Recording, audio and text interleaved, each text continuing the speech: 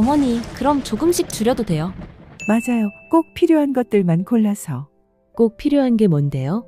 다이아몬드가 꼭 필요한가요? 언니, 다이아몬드는 결혼할 때 한 번 받는 거잖아요. 결혼할 때 한 번 받는 거면 더 신중해야 하는 거 아닌가요? 시어머니께 부담을 드리면서까지 받아야 하는 건가요? 경상북도 안동의 한적한 시골 마을, 푸른 산자락에 둘러싸인 과수원에서는 이른 아침부터 분주한 발걸음 소리가 들려왔습니다. 오늘 사연의 주인공 김말금 씨는 새벽 5시부터 일어나 과수원을 돌아보는 것이 일상이었습니다. 40여 년 전 남편을 일찍 떠나보낸 후 홀로 내 아들을 키우며 이 과수원을 일궈온 말금 씨에게는 자식들이 전부였습니다. 큰아들 태석이는 44살의 과일 가게를 운영하며 알뜰하게 살림을 꾸려나가고 있었고, 둘째와 셋째는 각각 서울과 대구에서 직장 생활을 하며 가정을 꾸리고 있었습니다. 그리고 늦둥이 막내 아들 태준이는 34살의 대학병원 간호사로 일하고 있었습니다. 어머니, 오늘 태준이가 예비 재수 씨랑 사돈 되실 분 오신다고 했죠? 저 일 때문에 지금 내려갈 건데 혹시 더 필요하신 거 있으세요? 가는 길에 사갈게요. 큰아들 태석 씨가 말금 씨에게 전화를 걸었습니다. 말금 씨는 막내 아들의 결혼 소식을 접하고 괜시리 긴장되는 마음이 앞섰습니다. 이미 3번의 결혼식을 경험했지만 늦둥이 막내 아들이 결혼을 한다니 어쩐지 가슴 한쪽이 더 찡한 느낌이었습니다. 더군다나 예비 며느리 김혜진 씨와 막내 아들 태준 씨가 교제를 시작한 지 1년이 다 되어가는 시점에 드디어 양가 부모님이 만나는 첫 자리를 갖게 된 것이었습니다. 거리가 멀기도 했지만 직접 이곳으로 오겠다는 말에 말금 씨는 잔뜩 긴장한 상태였습니다. 걱정하지 마. 준비는 다 해놨어. 미진이가 많이 도와줘서 금방 했지. 그나저나 먼 길 오는데 음식이 입에 안 맞으면 어쩌나 싶어 여러 가지 해놨다. 닭백숙도 고아놓았고 나물도 해놨고. 근데 태서가 말금 씨의 목소리에는 미묘한 걱정이 배어 있었습니다.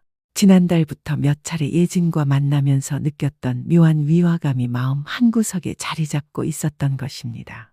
예진이가 프리랜서로 일한다고 했는데 정확히 어떤 일을 하는 건지 아직도 잘 모르겠더라. 어머니, 너무 걱정하지 마세요. 태준이한테 듣기로는 디자인 관련 일 한다고 그러더라고요. 요즘은 다들 그런 식으로 일하는 경우가 많대요. 프리랜서가 더 자유롭고 좋다고 하더라고요. 그래도 안정적인 직장이 있어야 하는 거 아닌가? 결혼을 하려면 말이야. 어머니, 요즘 사람들은 옛날 같지 않아서 저희들이 이해하기 어려운 부분도 있더라고요. 그래도 둘이 잘 살아보겠다고 결혼도 한다 하고 인사드리러 온다고 하니까 일단은 한번 지켜보세요. 큰아들의 말에 말금 씨는 더 이상 말을 하지 않았지만 마음속 걱정은 쉽게 가라앉지 않았습니다. 얼마 뒤 큰아들 태석 씨가 집에 도착했습니다. 자신이 운영하는 과일 가게에서 최고급 과일을 가져와 다듬어 놓고 상차림을 도왔습니다.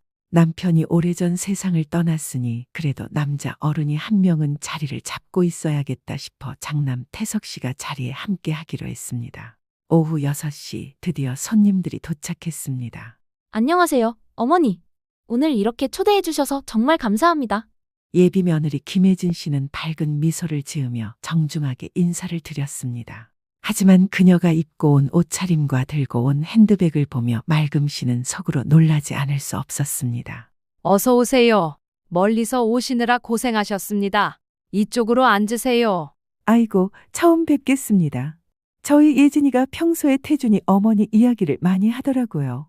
명숙 씨는 정중한 말투였지만 눈빛은 끊임없이 집안 곳곳을 훑어보고 있었습니다. 거실 한쪽에 놓인 오래된 장롱부터 시작해서 벽에 걸린 액자들, 그리고 마당 너머로 보이는 과수원까지 모든 것을 세밀하게 관찰하고 있는 듯했습니다. 입맛에 맞으실지 모르겠어요. 정성껏 준비했으니 많이 드세요. 식사 시간이 되자 말금 씨가 준비해둔 음식들이 상에 올랐습니다.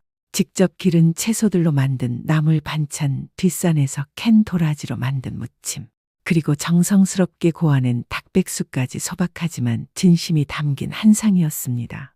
와, 정말 맛있어 보여요. 전부 직접 만드신 거예요? 그럼 우리 과수원에서 나는 것들로 만들었지.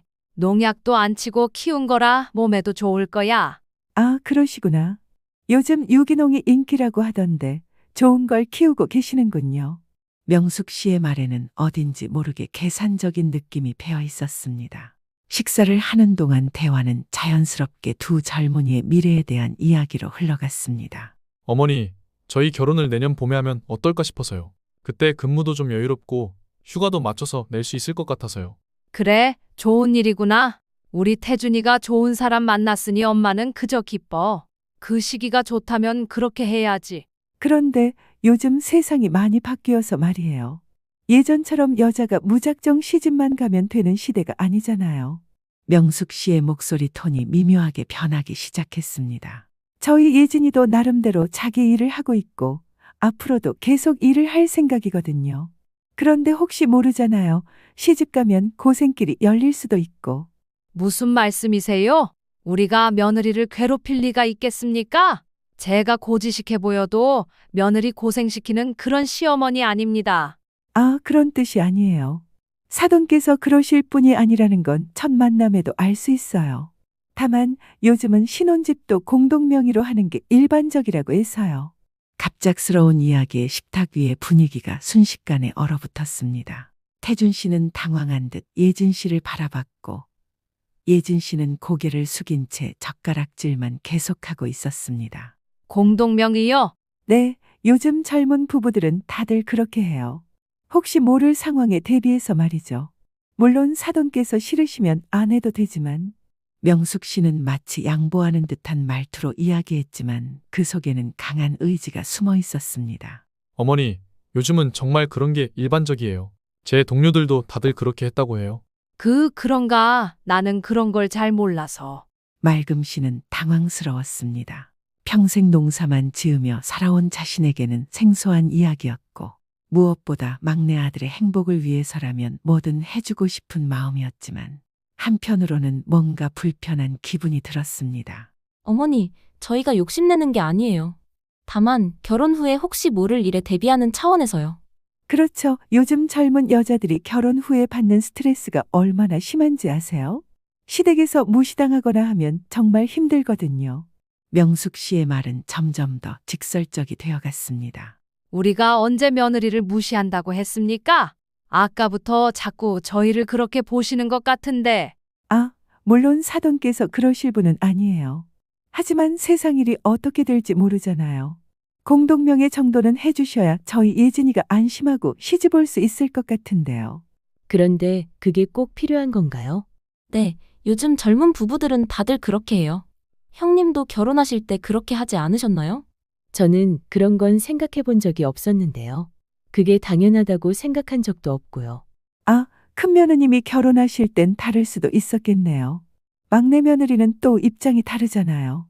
명숙 씨의 말에는 은근히 미진 씨를 견제하는 뉘앙스가 담겨 있었습니다.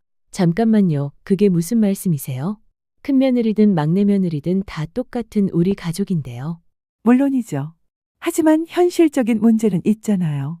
큰아드님은 이미 과일 가게도 차려주셨고 이 말에 태석의 얼굴이 붉어졌습니다. 과일 가게요? 오해하시는 것 같아 말씀드리는데요. 제가 10여 년간 어머니 과수원에서 일하면서 번 돈으로 차린 거예요. 어머니가 차려주신 게 아니라고요. 진짜 밑바닥에서 시작한 거라 그건 자신 있게 말씀드릴 수 있어요. 아, 그래도 어머니 도움이 없었다면 힘들었을 거 아니에요. 잠깐만요. 지금 무슨 말씀을 하시는 거예요? 미진 씨의 목소리가 차가워졌습니다. 저희가 결혼할 때는 아무것도 요구한 적 없어요. 그냥 사랑으로 시집왔고 지금까지 어머니와 함께 과수원 일도 도우며 살아왔거든요. 그러니까 그쪽은 고생하신 거 아니에요? 요즘 며느리들은 그런 식으로 살지 않아요. 명숙 씨의 말에 미진 씨는 할 말을 잃었습니다. 그만해요. 다들 식사하다가 왜 이런 이야기를 하는 거예요? 식탁 위의 분위기는 점점 더 차가워져 갔습니다. 맑음 씨는 평생 겪어보지 못한 상황에 당황스러웠고 태석 씨 부부는 붕괴했으며 태준 씨는 어쩔 줄 몰라 하고 있었습니다. 공동명의라는 게 정확히 어떤 건가요? 간단해요. 집을 사실 때 예진이 이름도 같이 올리는 거예요. 그럼 나중에 혹시 모를 일이 생겨도 예진이가 보호받을 수 있거든요. 혹시 모를 일이라니 도대체 무슨 일을 염두에 두고 계시는 겁니까? 세상 일이 어떻게 될지 모르잖아요. 특히 시댁 관계에서는 더욱 그렇고요. 명숙 씨는 계속해서 요즘 추세를 강조했지만 그 말 속에는 확고한 의도가 숨어 있었습니다. 그럼 그 집값은 누가 내는 건가요? 당연히 사돈께서 내주시는 거죠. 신랑 측에서 신혼집은 마련해 주는 게 전통 아닌가요? 전통을 말씀하시면서 공동명의는 또 왜 요구하세요? 전통적으로는 그런 게 없었는데요. 전통도 시대에 맞게 바뀌어야죠. 좋은 건 유지하고 불합리한 건 고쳐나가는 거 아닌가요? 명숙 씨의 논리는 앞뒤가 맞지 않았지만 그녀는 당당했습니다. 저희가 욕심을 부리는 게 아니에요. 정말 요즘은 다들 그렇게 해요. 엄마, 예진이 말이 맞아요. 제 병원 동료들도 다들 그렇게 했어요. 태준아, 너는 정신이 있는 거니? 지금 무슨 일이 벌어지고 있는지 알기는 하는 거야? 형수님, 너무 감정적으로 받아들이지 마세요. 시대가 바뀐 거예요. 감정적이라고? 지금 우리를 상대로 무슨 짓을 하고 있는지 모르겠어? 완전 기만하는 거 아니야? 밑밥 깔고 있는 거잖아, 돈 뜯으려고. 뭐라고요?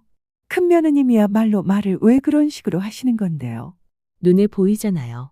일방적으로 다 해줘야 하는 것처럼 들리네요. 미진 씨의 목소리가 높아졌습니다. 다들 그만해요. 머리가 아파 죽겠어요. 맑음 씨가 이 말을 짚으며 말하자 모두가 잠시 조용해졌습니다. 오늘은 처음 만나는 자리인데 이런 이야기까지 할 줄은 몰랐네요. 일단 오늘은 식사나 마저 하고 이 문제는 천천히 생각해 봅시다. 네, 사돈 말씀이 맞아요. 저희도 성급했나 봐요. 하지만 결혼 전에는 분명히 정해져야 할 문제라고 생각해요. 어머니, 저희가 무리한 요구를 하는 건 아니에요. 정말 요즘은 알겠어요. 알겠으니까 일단 오늘은 이 정도로 해요.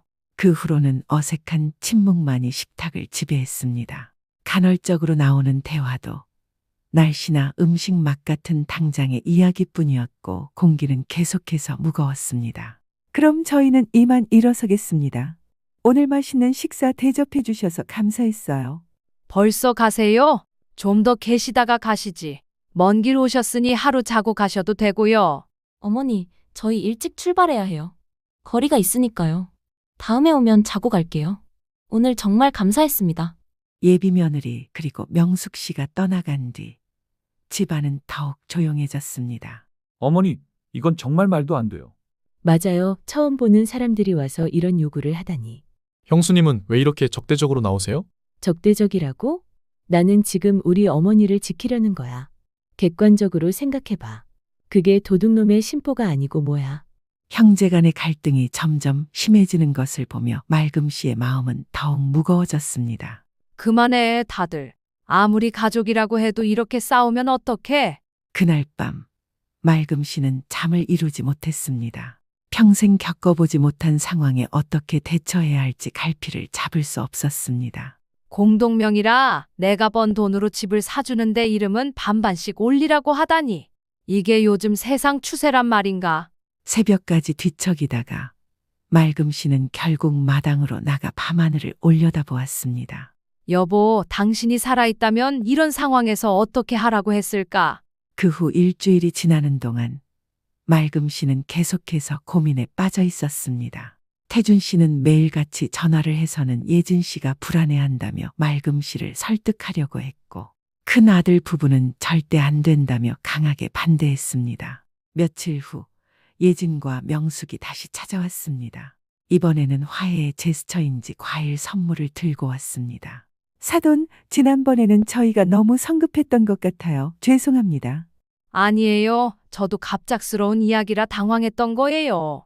어머니, 저희가 욕심을 부리는 게 아니에요. 정말로요. 예진 씨의 목소리에는 진심 어린 호소가 담겨 있었습니다.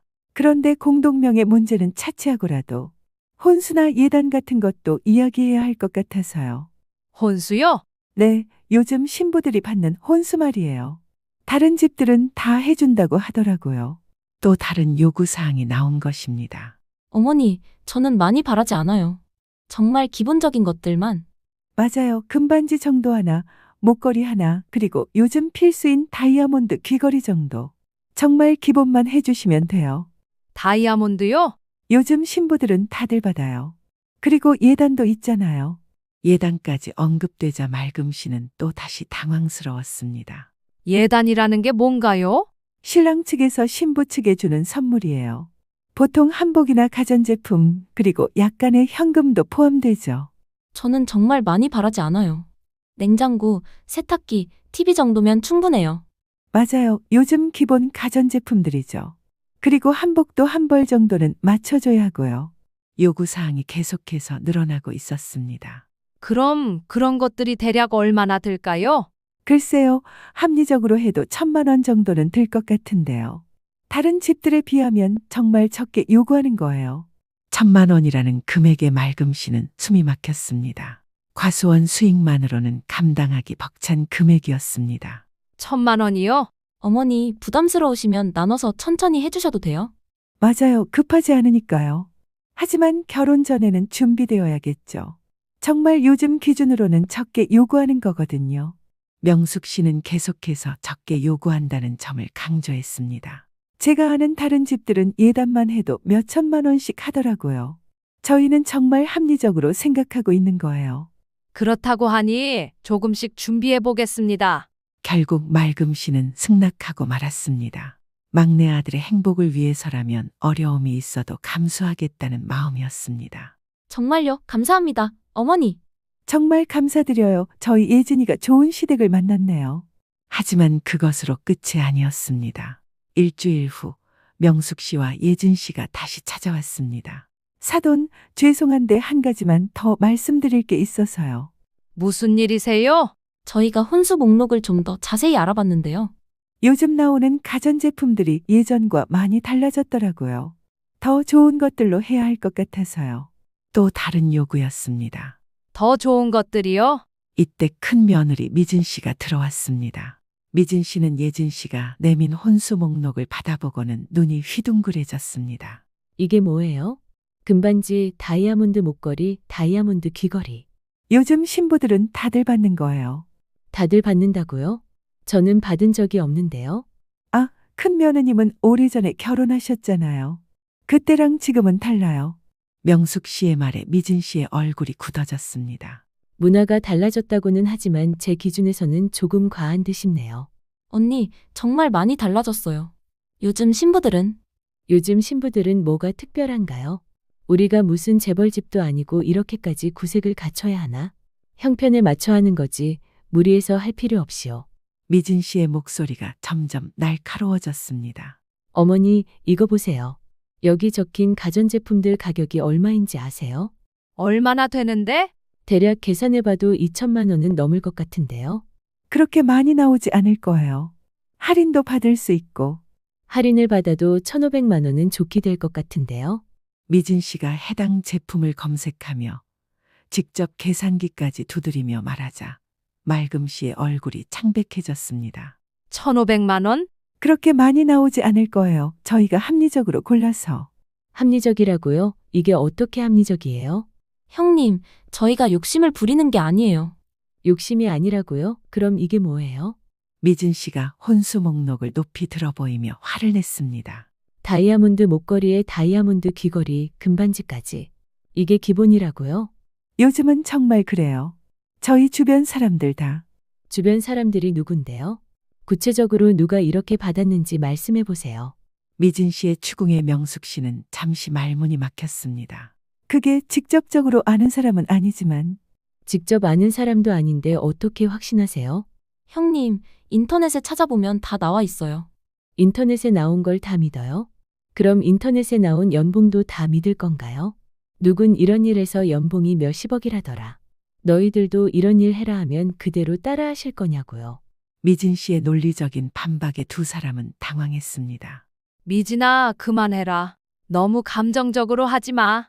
어머니, 저는 감정적인 게 아니에요. 현실적인 이야기를 하는 거예요. 큰 며느님이 저희를 너무 나쁘게 생각하시는 것 같은데. 나쁘게 생각하는 게 아니라 이해가 안 되는 거예요. 왜 이렇게 많은 걸 요구하는지 말이에요. 이때 태준이 들어왔습니다. 뭔 일이에요? 목소리가 왜 이렇게 커요? 태준아, 너 이거 봐라. 예진 씨가 요구하는 혼수 목록이야. 어떤데요? 태준이 목록을 받아보고는 잠시 당황한 표정을 지었습니다. 이게 좀 많은 것 같은데요? 오빠, 이게 많은 거라고 생각해요? 아니, 많다는 게 아니라 어머니가 부담스러워 하실까봐. 태준 씨, 어머니께서는 이미 승낙하셨어요. 제가 승낙하기는 했지만 이렇게 비쌀 줄은 몰랐네요. 맑음 씨의 솔직한 고백에 분위기가 더욱 어색해졌습니다. 어머니, 그럼 조금씩 줄여도 돼요. 맞아요. 꼭 필요한 것들만 골라서. 꼭 필요한 게 뭔데요? 다이아몬드가 꼭 필요한가요? 언니, 다이아몬드는 결혼할 때 한 번 받는 거잖아요. 결혼할 때 한 번 받는 거면 더 신중해야 하는 거 아닌가요? 시어머니께 부담을 드리면서까지 받아야 하는 건가요? 미진 씨의 말에 예진의 얼굴이 붉어졌습니다.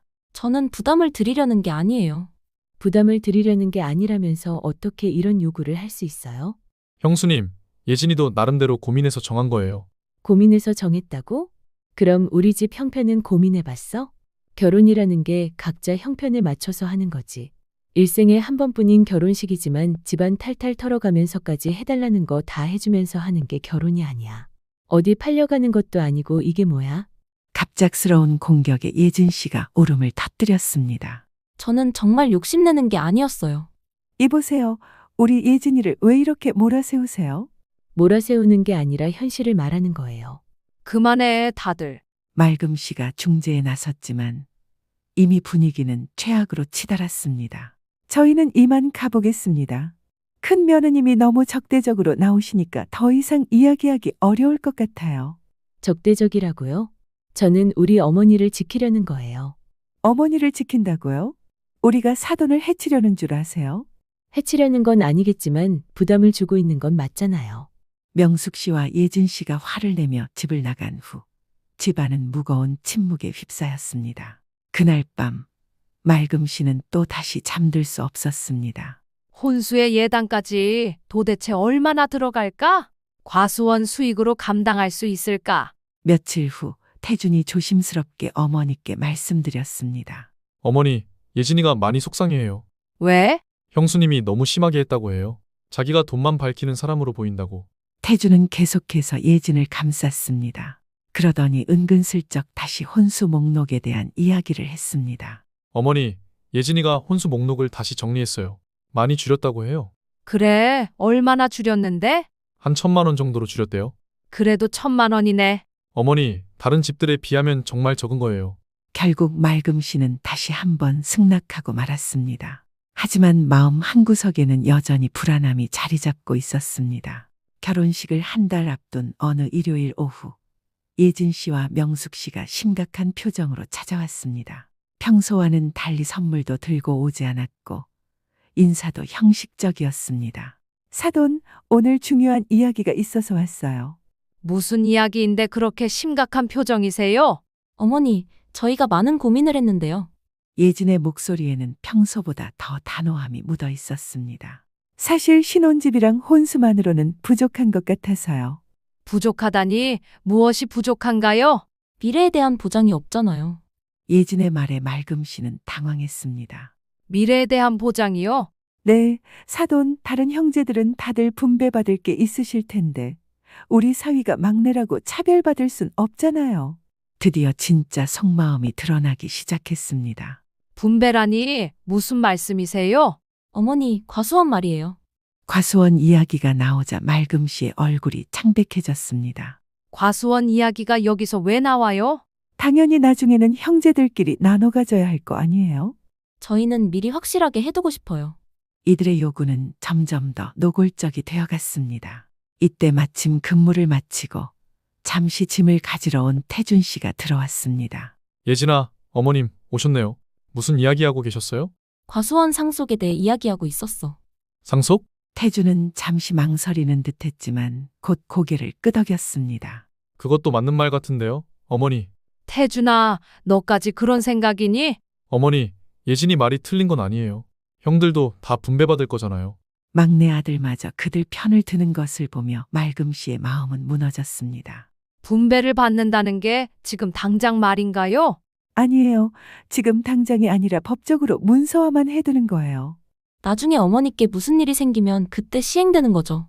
이들의 말은 점점 더 노골적이 되어갔습니다. 내게 무슨 일이 생긴다는 게 무슨 뜻인가요? 아, 그런 뜻이 아니에요. 그냥 법적 절차상 그렇다는 거예요. 이때 태석 씨가 들어왔습니다. 어머니, 누가? 아, 예진 씨와 어머님이시네요. 안녕하세요. 마침 잘 오셨네요.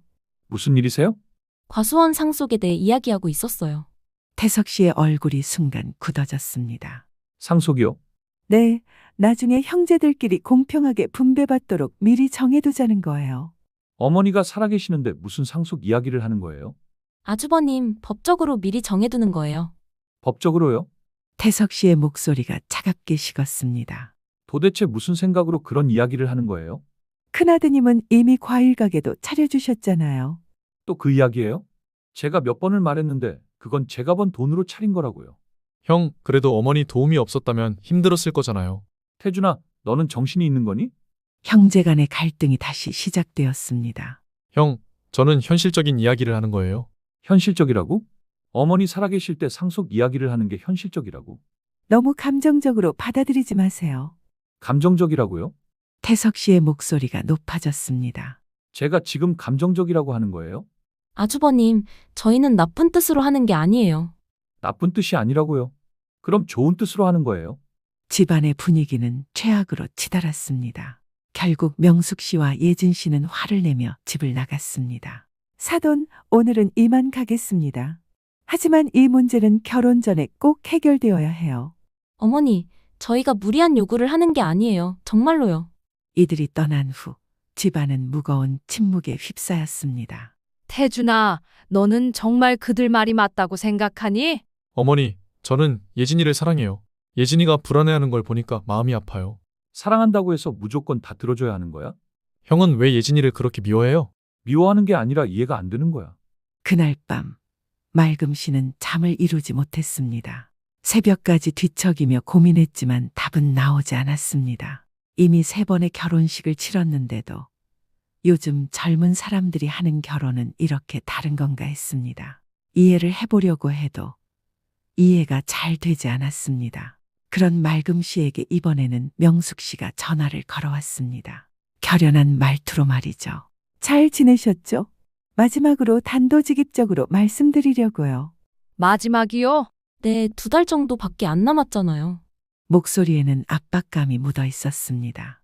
지금까지 저희가 참을성 있게 기다렸지만 이제는 확실하게 정해야 해요. 확실하게 정한다는 게 과수원 공동상속 문서를 작성하는 거예요. 만약 제가 거절한다면 어떻게 되는 건가요? 글쎄요, 그럼 저희도 생각해 봐야겠네요. 생각해 본다는 게 무슨 뜻인가요? 결혼을 다시 생각해 볼 수도 있다는 뜻이에요. 결혼 취소를 암시하는 말에 맑음 씨는 충격을 받았습니다. 결혼을요? 저희를 믿지 못하신다면 어쩔 수 없죠. 아들이 사랑하는 여자인데 결혼을 코앞에 둔 상황인데 취소라는 말이 들리니 맑음 씨의 마음이 흔들렸습니다. 저희는 정말 마지막으로 부탁드리는 거예요. 맑음 씨는 한 번에 대답하지 않았습니다. 곧 가족이 될 사람이었지만 섣부른 선택을 하고 싶지 않았고 무엇보다 마음이 편치 않았습니다. 우선 저도 생각을 좀 해봐야겠습니다. 단번에 알았다고 하기엔 좀 그렇네요. 이것저것 절차도 알아보고 해야 하니 다음에 통화하시죠. 맑음 씨는 다음 날 큰 며느리 미진 씨와 함께 시내의 한 법무사 사무실을 찾았습니다. 미진 씨는 그저 묵묵히 맑음 씨의 옆을 지켰고 법무사에게 이것저것 물어보며 상담을 받았습니다. 조심스럽게 조언을 해드리자면 생전에 상속 문제를 정해두는 건 나쁘지 않은 방법입니다. 근데 다만 법무사의 걱정서린 표정을 보았습니다. 아무래도 이런 분야의 전문가고 여러 상황을 마주했을 테니 말이죠. 제가 함부로 판단할 사항은 아니지만 우선 주변이라던가 상속 대상자의 상황을 한번 살펴보시는 것을 추천드립니다. 아시다시피 쉽게 결정할 문제가 아니다 보니 신중하고 또 신중하셔야 하는 문제입니다. 맑음 씨는 미진 씨와 함께 집으로 돌아왔습니다. 어머니, 모든 건 어머니가 결정하실 일인데 아무리 생각해도 미리 과수원을 상속하고 이러는 건 좀 아닌 것 같아요. 아직 결혼한 것도 아니고 결혼 이후에 천천히 생각해보면 모를까 이건 아니에요. 그 사람들이 너무 억지스럽다고밖에 안 느껴지거든요. 큰 며느리 미진 씨의 말에 맑음 씨는 깊은 생각에 잠겼습니다. 이게 정말 옳은 일이었을까? 뭔가 잘못되고 있는 것 같은데. 새벽 2시 잠들지 못하고 뒤척이던 맑음 씨는 마당으로 나가 별을 올려다보았습니다. 여보, 내가 지금 제대로 하고 있는 건가? 아니면 이용당하고 있는 건가? 며칠이 지나도 마음의 불안감은 가시지 않았습니다. 그 주 토요일 예진 씨가 혼자 맑음 씨를 찾아왔습니다. 평소보다 화장을 진하게 하고 비싼 옷을 입고 온 모습이 눈에 띄었습니다. 어머니, 안녕하세요. 예진아, 어서 와라. 오늘은 어머니하고만 이야기하려고 왔어요. 예진의 말투가 평소와 달랐습니다. 더 당당하고 자신감 있는 목소리였습니다. 나하고만? 무슨 이야기인데? 결혼 준비 때문에요. 이제 법적 문제는 해결됐으니까 본격적으로 준비해야죠.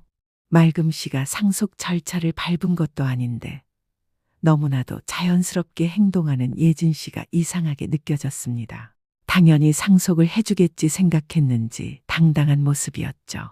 예진은 가방에서 두꺼운 노트를 꺼내 보여주었습니다. 여기에 필요한 것들을 다 정리해왔어요. 또 뭔가 필요한 게 있어? 네, 결혼식 비용도 있고, 신혼여행 비용도 있고. 끝없이 이어지는 요구 목록을 보며 맑음 씨는 현기증을 느꼈습니다. 결혼식 비용까지? 당연히 신랑 측에서 내는 거 아닌가요? 그리고 신혼여행도 책임져야죠.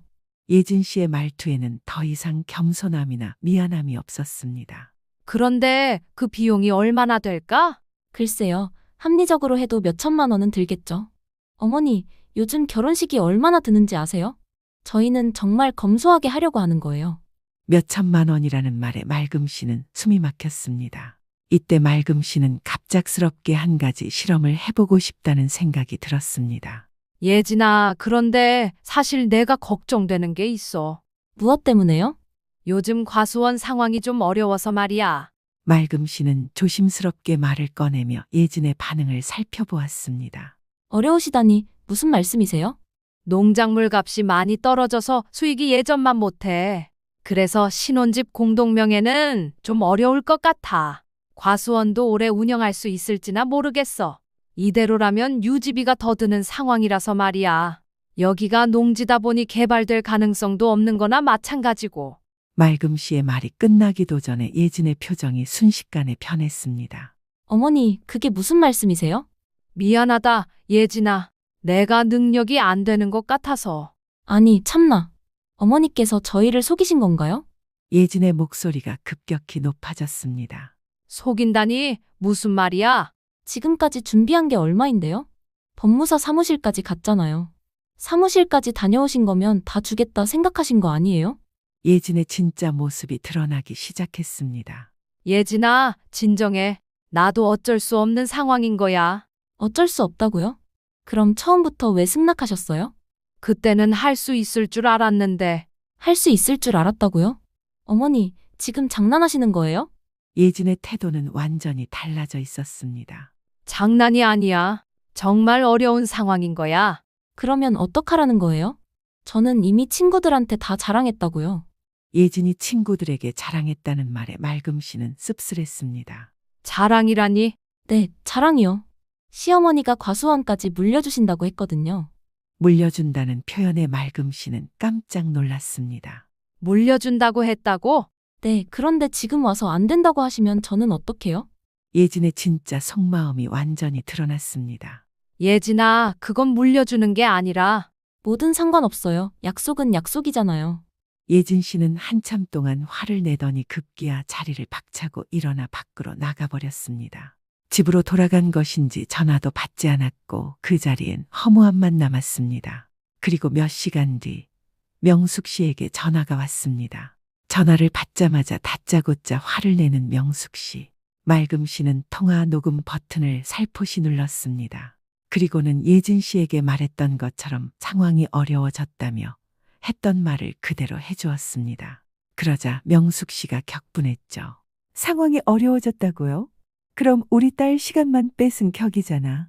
엄마, 내가 뭐라고 했어? 처음부터 수상하다고 했잖아. 맞아, 내가 너무 믿었나 봐. 휴대폰 너머로 들리는 모녀의 대화를 들으며 맑음 씨는 충격을 받았습니다. 내가 일부러 그런 것도 아닌데 다들 너무 심한 것 같아요. 심하다고요? 저희가 심해요? 지금까지 기다리면서 시간 버린 우리는 안 불쌍해? 가진 것도 없으면서 감히 우리 딸을.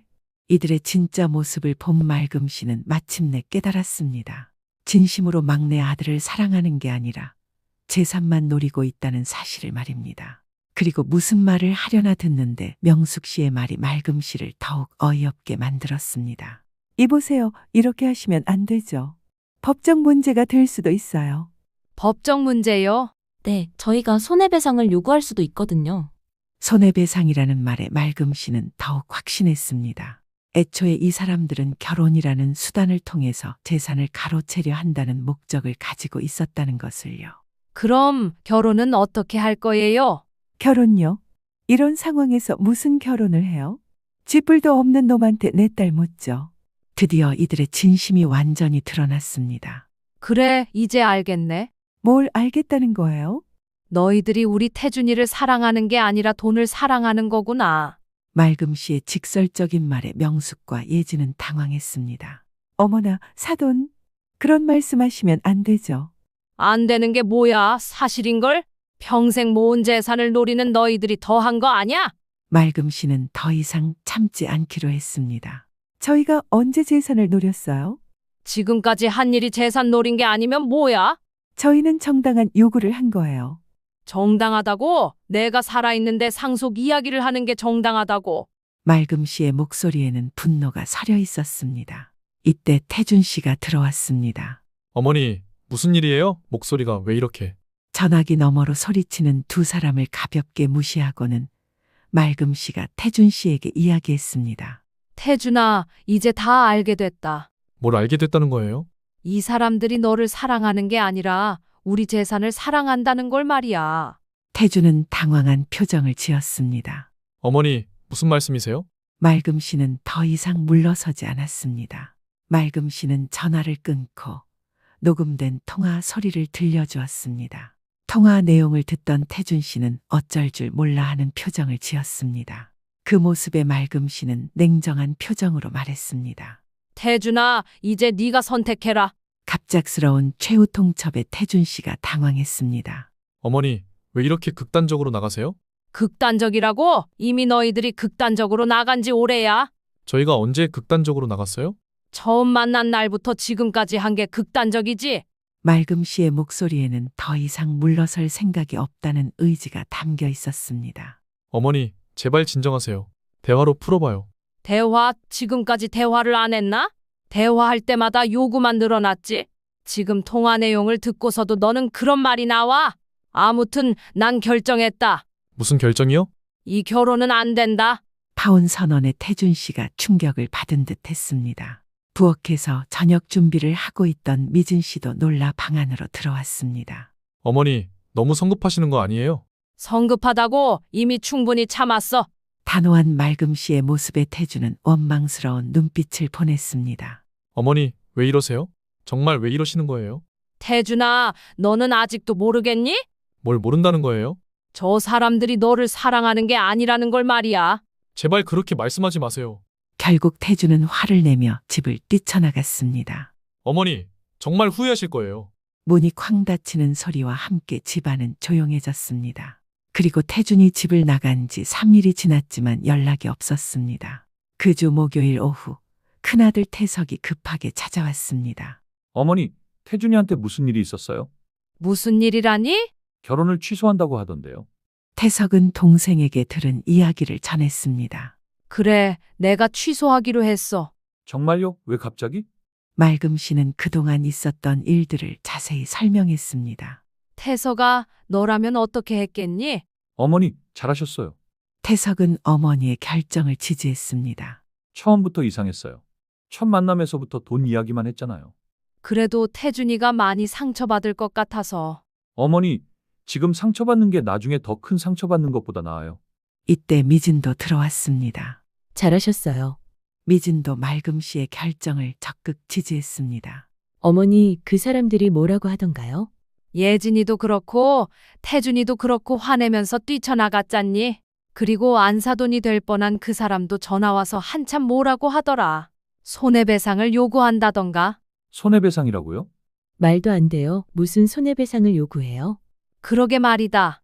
처음부터 이상하다 싶었지만 그것도 참 이상하지. 걱정하지 마세요. 손해배상, 그거 저희도 하면 되는 거죠. 눈에는 눈, 이에는 이예요. 얼마 뒤 예진 씨와 명숙 씨가 또 다시 집을 찾아왔습니다. 이번에는 두 사람이 아닌 변호사를 대동하고서 말이죠. 그러더니 한참을 떠들어대기 시작했습니다. 맑음 씨 그리고 태석 씨 부부가 함께 자리했습니다. 변호사까지 데리고 온 두 사람은 기세가 등등했는지 이것저것 따지기 시작했습니다. 어머니께서 먼저 승낙해놓고 갑자기 번복하시는 건 문제가 있습니다. 변호사가 말했습니다. 이해가 되지는 않았지만 맑음 씨도 결혼을 취소하기로 한 이상 냉정한 태도를 유지하며 대답을 이어나갔습니다. 승낙한 건 맞지만 저 사람들이 너무 심했어요. 책임 없이 요구하고 또 요구하고. 요구라니요. 저희는 정당한 권리를 주장한 거예요. 정당한 권리라고? 과수원까지 나눠달라고 하는 게 정당한 권리야? 맑음 씨와 예진 씨가 서로 소리치며 싸우자 변호사가 말했습니다. 그건 미래를 위한 대비였습니다. 문제가 생기지 않도록 서로 약속하에 결혼 준비를 시작한 부분이기 때문에 엄연한 계약 위반에 해당할 수 있고 이분들 입장에서는 당연히 손해배상을 청구할 수 있습니다. 이들의 뻔뻔함에 맑음 씨는 어이가 없었습니다. 문제가 생기지 않도록이라 참 웃기는 소리네요. 그게 무슨 손해배상이에요? 본인들이 알아서 한 일인데. 형님, 결혼하기로 해서 준비한 거잖아요. 결혼하기로 했다고 해서 무조건 손해배상을 해줘야 해요?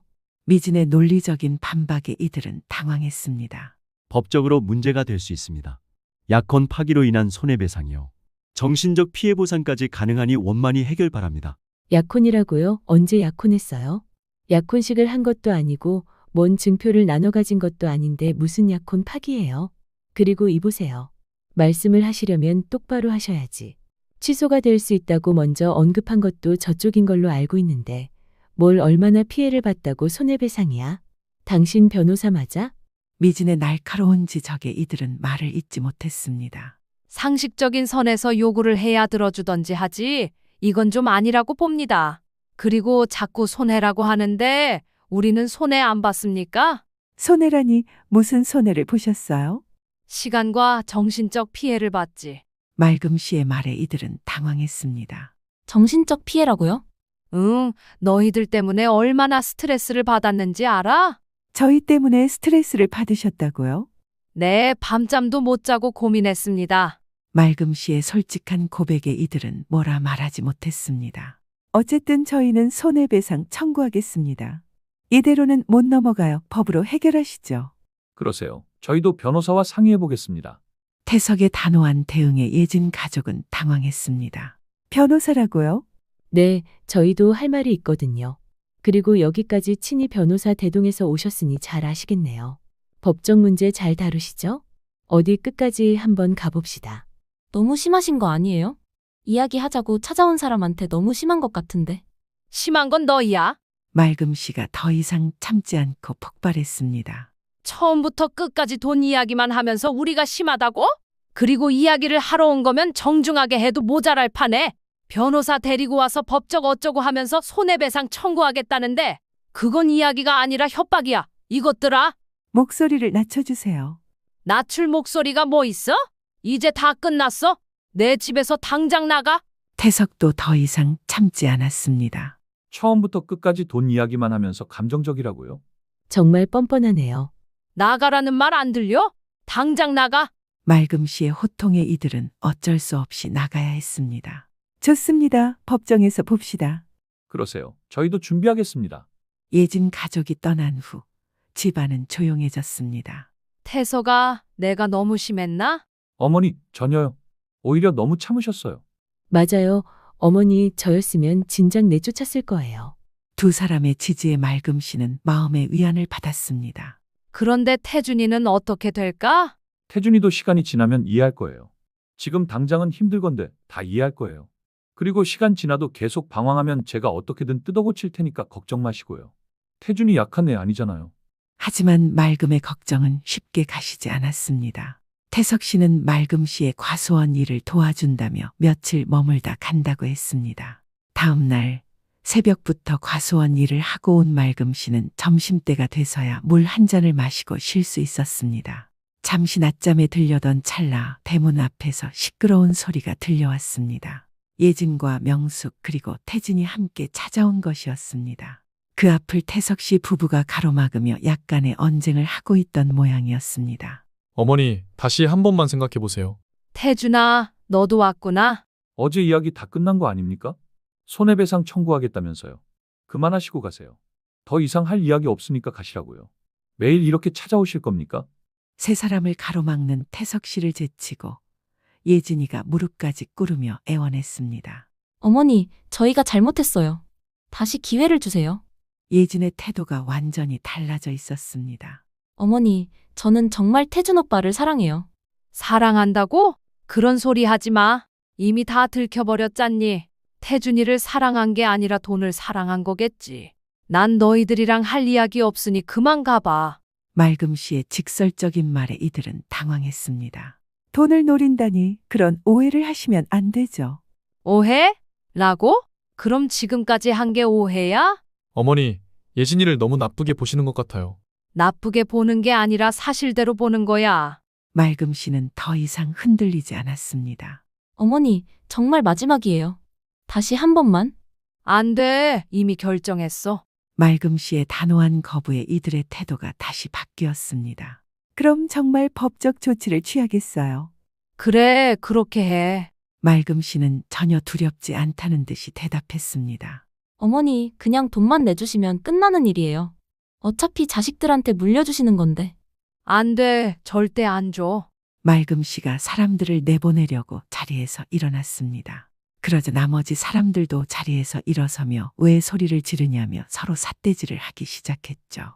그러다 몸싸움을 했는데 맑음 씨가 명숙 씨에 밀려 넘어지게 되었습니다. 손목에 강한 통증을 느꼈고 맑음 씨는 식은땀까지 흘릴 지경이었습니다. 아야, 손목이 아파. 맑음 씨가 일어서지 못하고 고통스러워하자 이들은 당황했습니다. 괜찮으세요? 하지만 이미 늦었습니다. 맑음 씨의 손목이 심하게 붓기 시작했고 움직일 수가 없었습니다. 이때 마침 태석이 들어왔습니다. 어머니, 무슨 일이? 어머니, 태석은 어머니의 상태를 보고 즉시 119에 신고했습니다. 예진 가족은 급히 도망치려 했지만 태석이 막았습니다. 어디 가세요? 어머니가 다치셨는데. 저희는 아무것도 안 했어요. 그냥 대화를 하다가 실수로. 실수라고요? 이게 실수예요? 태석은 분노했습니다.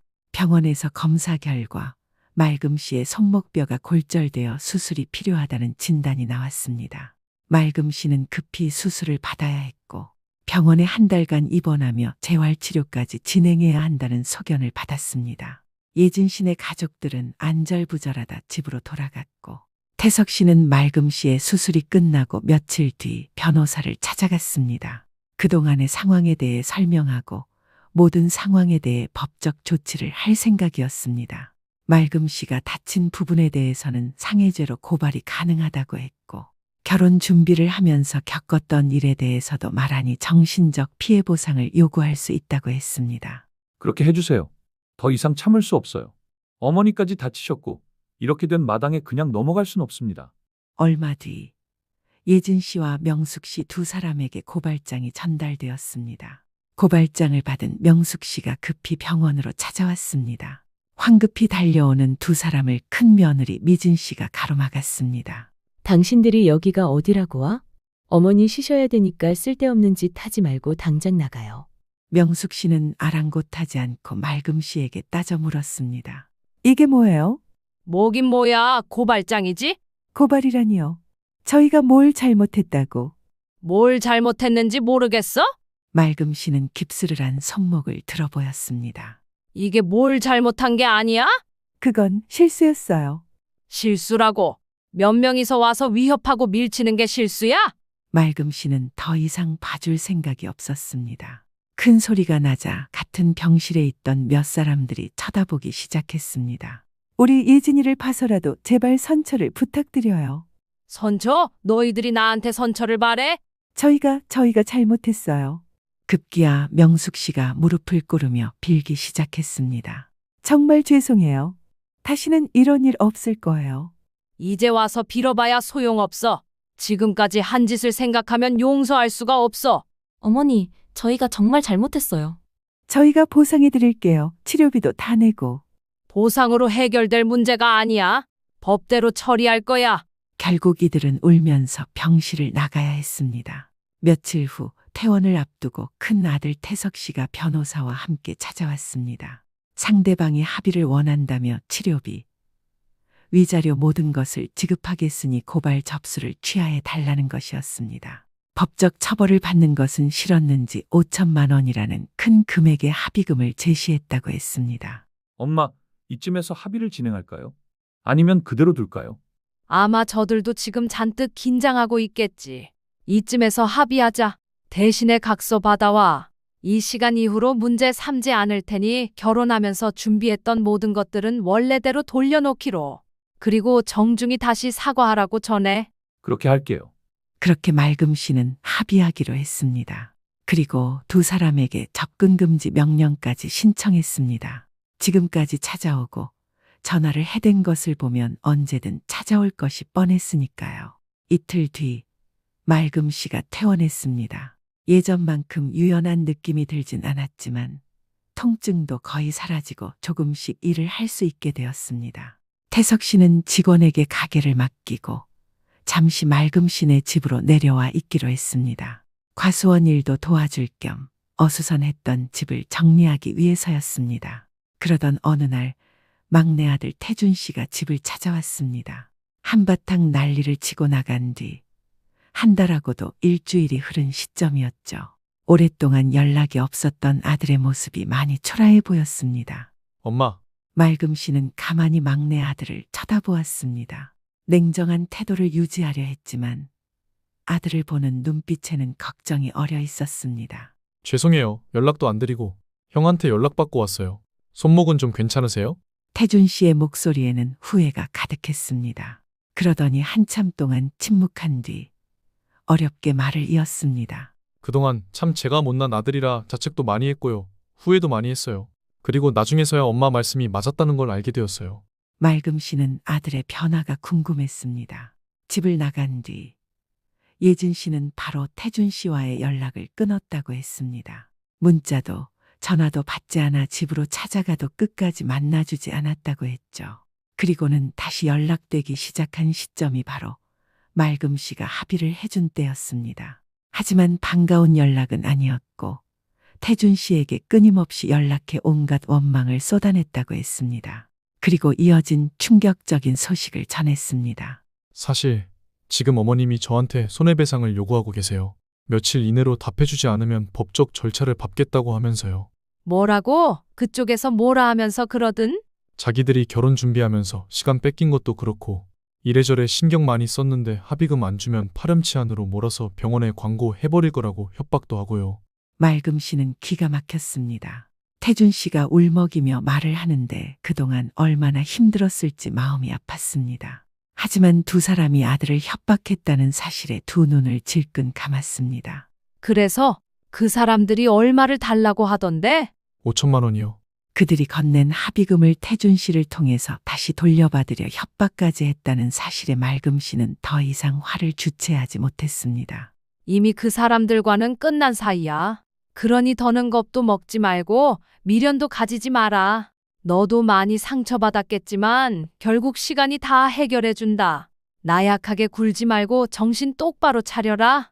엄마는 처음부터 알고 계셨던 거예요? 안다기보다는 의심스러웠지. 말을 했는데도 네가 안 들었던 거고. 근데 이제라도 알았으니 된 거다. 앞으로는 너를 위해서 살아. 태준 씨는 고개를 숙이며 흐느꼈고 맑음 씨는 그런 아들을 꼭 안아주었습니다. 며칠 뒤 맑음 씨가 미진 씨와 함께 읍내에 갔다 돌아오는 길이었습니다. 집 앞에 누군가 서성거리고 있길래 다가가 보니 명숙 씨와 예진 씨가 찾아온 것이었습니다. 저기요, 여기가 어디라고 오는 거예요? 접근금지 명령 받았잖아요. 당장 나가지 못해요? 대화를 좀 하고 싶어서 찾아왔습니다. 제발 조금만 시간 좀 내주세요.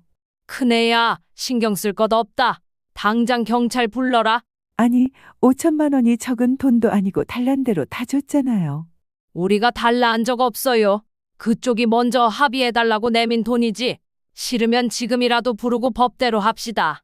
우리는 정신적 피해 안 입은 줄 알아요? 뭐가 그렇게 대단한 아들을 두셨다고 정말. 단호한 맑음 씨의 태도에 그들은 금세 태도를 바꾸어 따져대기 시작했습니다. 접근 금지 명령을 어겼음에도 불구하고 너무나도 당당한 모습으로 말이죠. 도대체 당신들이 입은 피해가 뭐야? 정신적 피해요. 사회적 체면도 깎였고 더 이상 들을 이유가 없었습니다. 태석 씨가 집에 도착해 눈앞에 보이는 광경의 금세 표정이 차갑게 변하더니 두 사람부터 가로막았습니다. 태서가 긴 말 필요 없고 당장 경찰 불러라. 그리고 지난번 그 변호사 통해서 다시 소송 준비하라고 해라. 당신들 정말 후회할 거야. 시끄러워. 후회는 너희들이 할 거다. 당장 꺼지지 못해. 진짜 콩밥을 먹어봐야 정신을 차리겠구만. 안 되겠네, 이 사람들. 태석 씨가 경찰에 신고하려고 하자 그들은 소리치더니 차를 타고 급히 도망갔습니다. 그 후로 두 사람은 다시 나타나지 않았습니다. 그제서야 집안에 조용해지는 듯 했습니다. 하루도 마음 편할 날이 없었는데 이제야 좀 살 것 같았죠. 미진 씨가 건넨 물 한 잔을 마시고 나서 계속 생각했습니다. 앞으로 다시는 이런 일이 없어야 한다고요. 시끌벅적 집안을 뒤집었던 일이 지나가고 어느덧 1년이라는 시간이 흘렀습니다. 그 사이 막내 아들 태준 씨도 서울에 있는 다른 병원으로 이직을 했고 이별의 아픔을 이겨내며 점차 밝은 모습을 되찾아갔습니다. 그러던 어느 날 막내 아들 태준 씨가 휴가를 내 집으로 찾아왔습니다. 저녁을 먹으며 이런저런 대화를 하다 조심스레 말을 건넸습니다. 엄마, 사실 드릴 말씀이 있어요. 뭔데? 저 진지하게 만나고 있는 사람이 있어요. 미래를 생각할 정도로요. 태준 씨의 깜짝 소식에 함께 있던 모두가 놀라는 눈치였습니다. 태준 씨는 조심스레 첫 만남부터 지금까지의 이야기를 들려주었습니다. 이직한 병원에서 같은 날 입사한 동료였는데 조금씩 친해지며 대화를 나누다 비슷한 아픔이 있다는 사실을 알게 된 뒤 서로 위로해주다가 연인 사이로 발전했다고 했습니다. 그리고 서로 뜻만 맞으면 결혼까지 하고 싶다는 의사도 밝혔다고 했죠.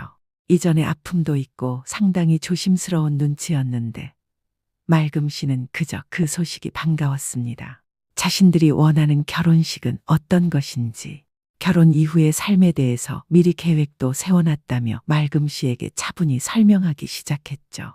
그 모습을 바라보던 맑음 씨는 아들이 이제야 진정한 짝을 만났구나 싶었습니다.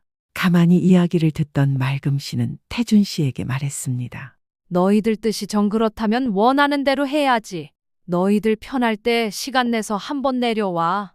그리고 네가 알아서 잘하겠지만 마음이 제일 우선시 되어야 해. 진심 말이야. 네, 명심할게요. 맑음 씨는 이제 아들의 또 다른 행복을 빌어주기로 했습니다. 그리고 아들의 웃는 얼굴을 보며 진정한 가족의 의미를 느꼈습니다. 진정한 가족은 서로의 것을 탐내는 게 아니라 서로를 아끼고 보듬어주는 관계란다. 맑음 씨의 말에 모두가 고개를 끄덕였습니다. 밤 하늘을 바라보며 예전에 겪었던 일을 떠올렸지만 더 이상 화가 나지 않았습니다. 별이 떠오른 밤하늘 아래서 온 가족이 함께 웃는 모습이 평화로웠습니다. 따뜻하게 불어오는 바람이 온 가족의 행복을 그리고 앞으로 다가올 행복을 축복하는 듯 했습니다. 그렇게 김맑음 씨는 막내 아들의 진정한 행복을 지켜낼 수 있었고 온 가족이 평화롭게 살아갈 수 있게 되었습니다. 돈과 재산이 아닌 진심과 사랑으로 맺어진 진정한 가족의 모습이었습니다. 남편이 가방 하나 들고 집을 가출한 지 9년. 청약에 당첨된 바로 그날 법원에서 편지가 왔습니다.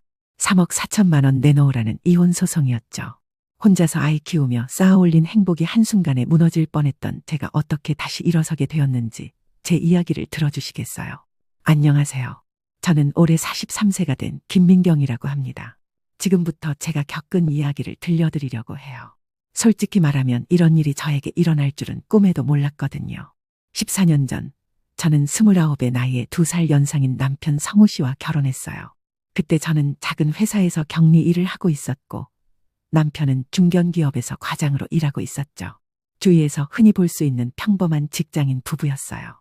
특별할 것도 부족할 것도 없는 그런 평범한 사랑이었습니다. 신혼집은 서울 외곽의 작은 전세 아파트였어요. 보증금이 8천만 원 정도 되는 24평짜리 아파트였죠. 시부모님께서 3천만 원을 보태주셔서 간신히 마련한 집이었어요. 작지만 저희에겐 정말 소중한 보금자리였습니다. 결혼 첫 해는 정말 행복했어요. 주말이면 같이 장을 보러 나가고 저녁에는 함께 드라마도 보고 남편이 회사에서 힘든 일이 있으면 제가 등도 주물러주고, 저도 직장에서 스트레스 받는 일이 있으면 남편이 위로해주는 그런 평범하지만 따뜻한 일상이었어요. 여보, 오늘 회사에서 부장님이 칭찬해 주셨어. 월말 정산이 완벽하다고. 역시 우리 와이프야. 나도 오늘 좋은 소식 있어. 다음 달부터 팀장으로 승진한다고 하네. 그렇게 서로의 일상을 나누며 지내는 게 너무 좋았어요. 결혼 2년째 되던 해에는 아이를 가질 계획도 세웠고요. 그때는 정말 모든 게 순조로웠거든요.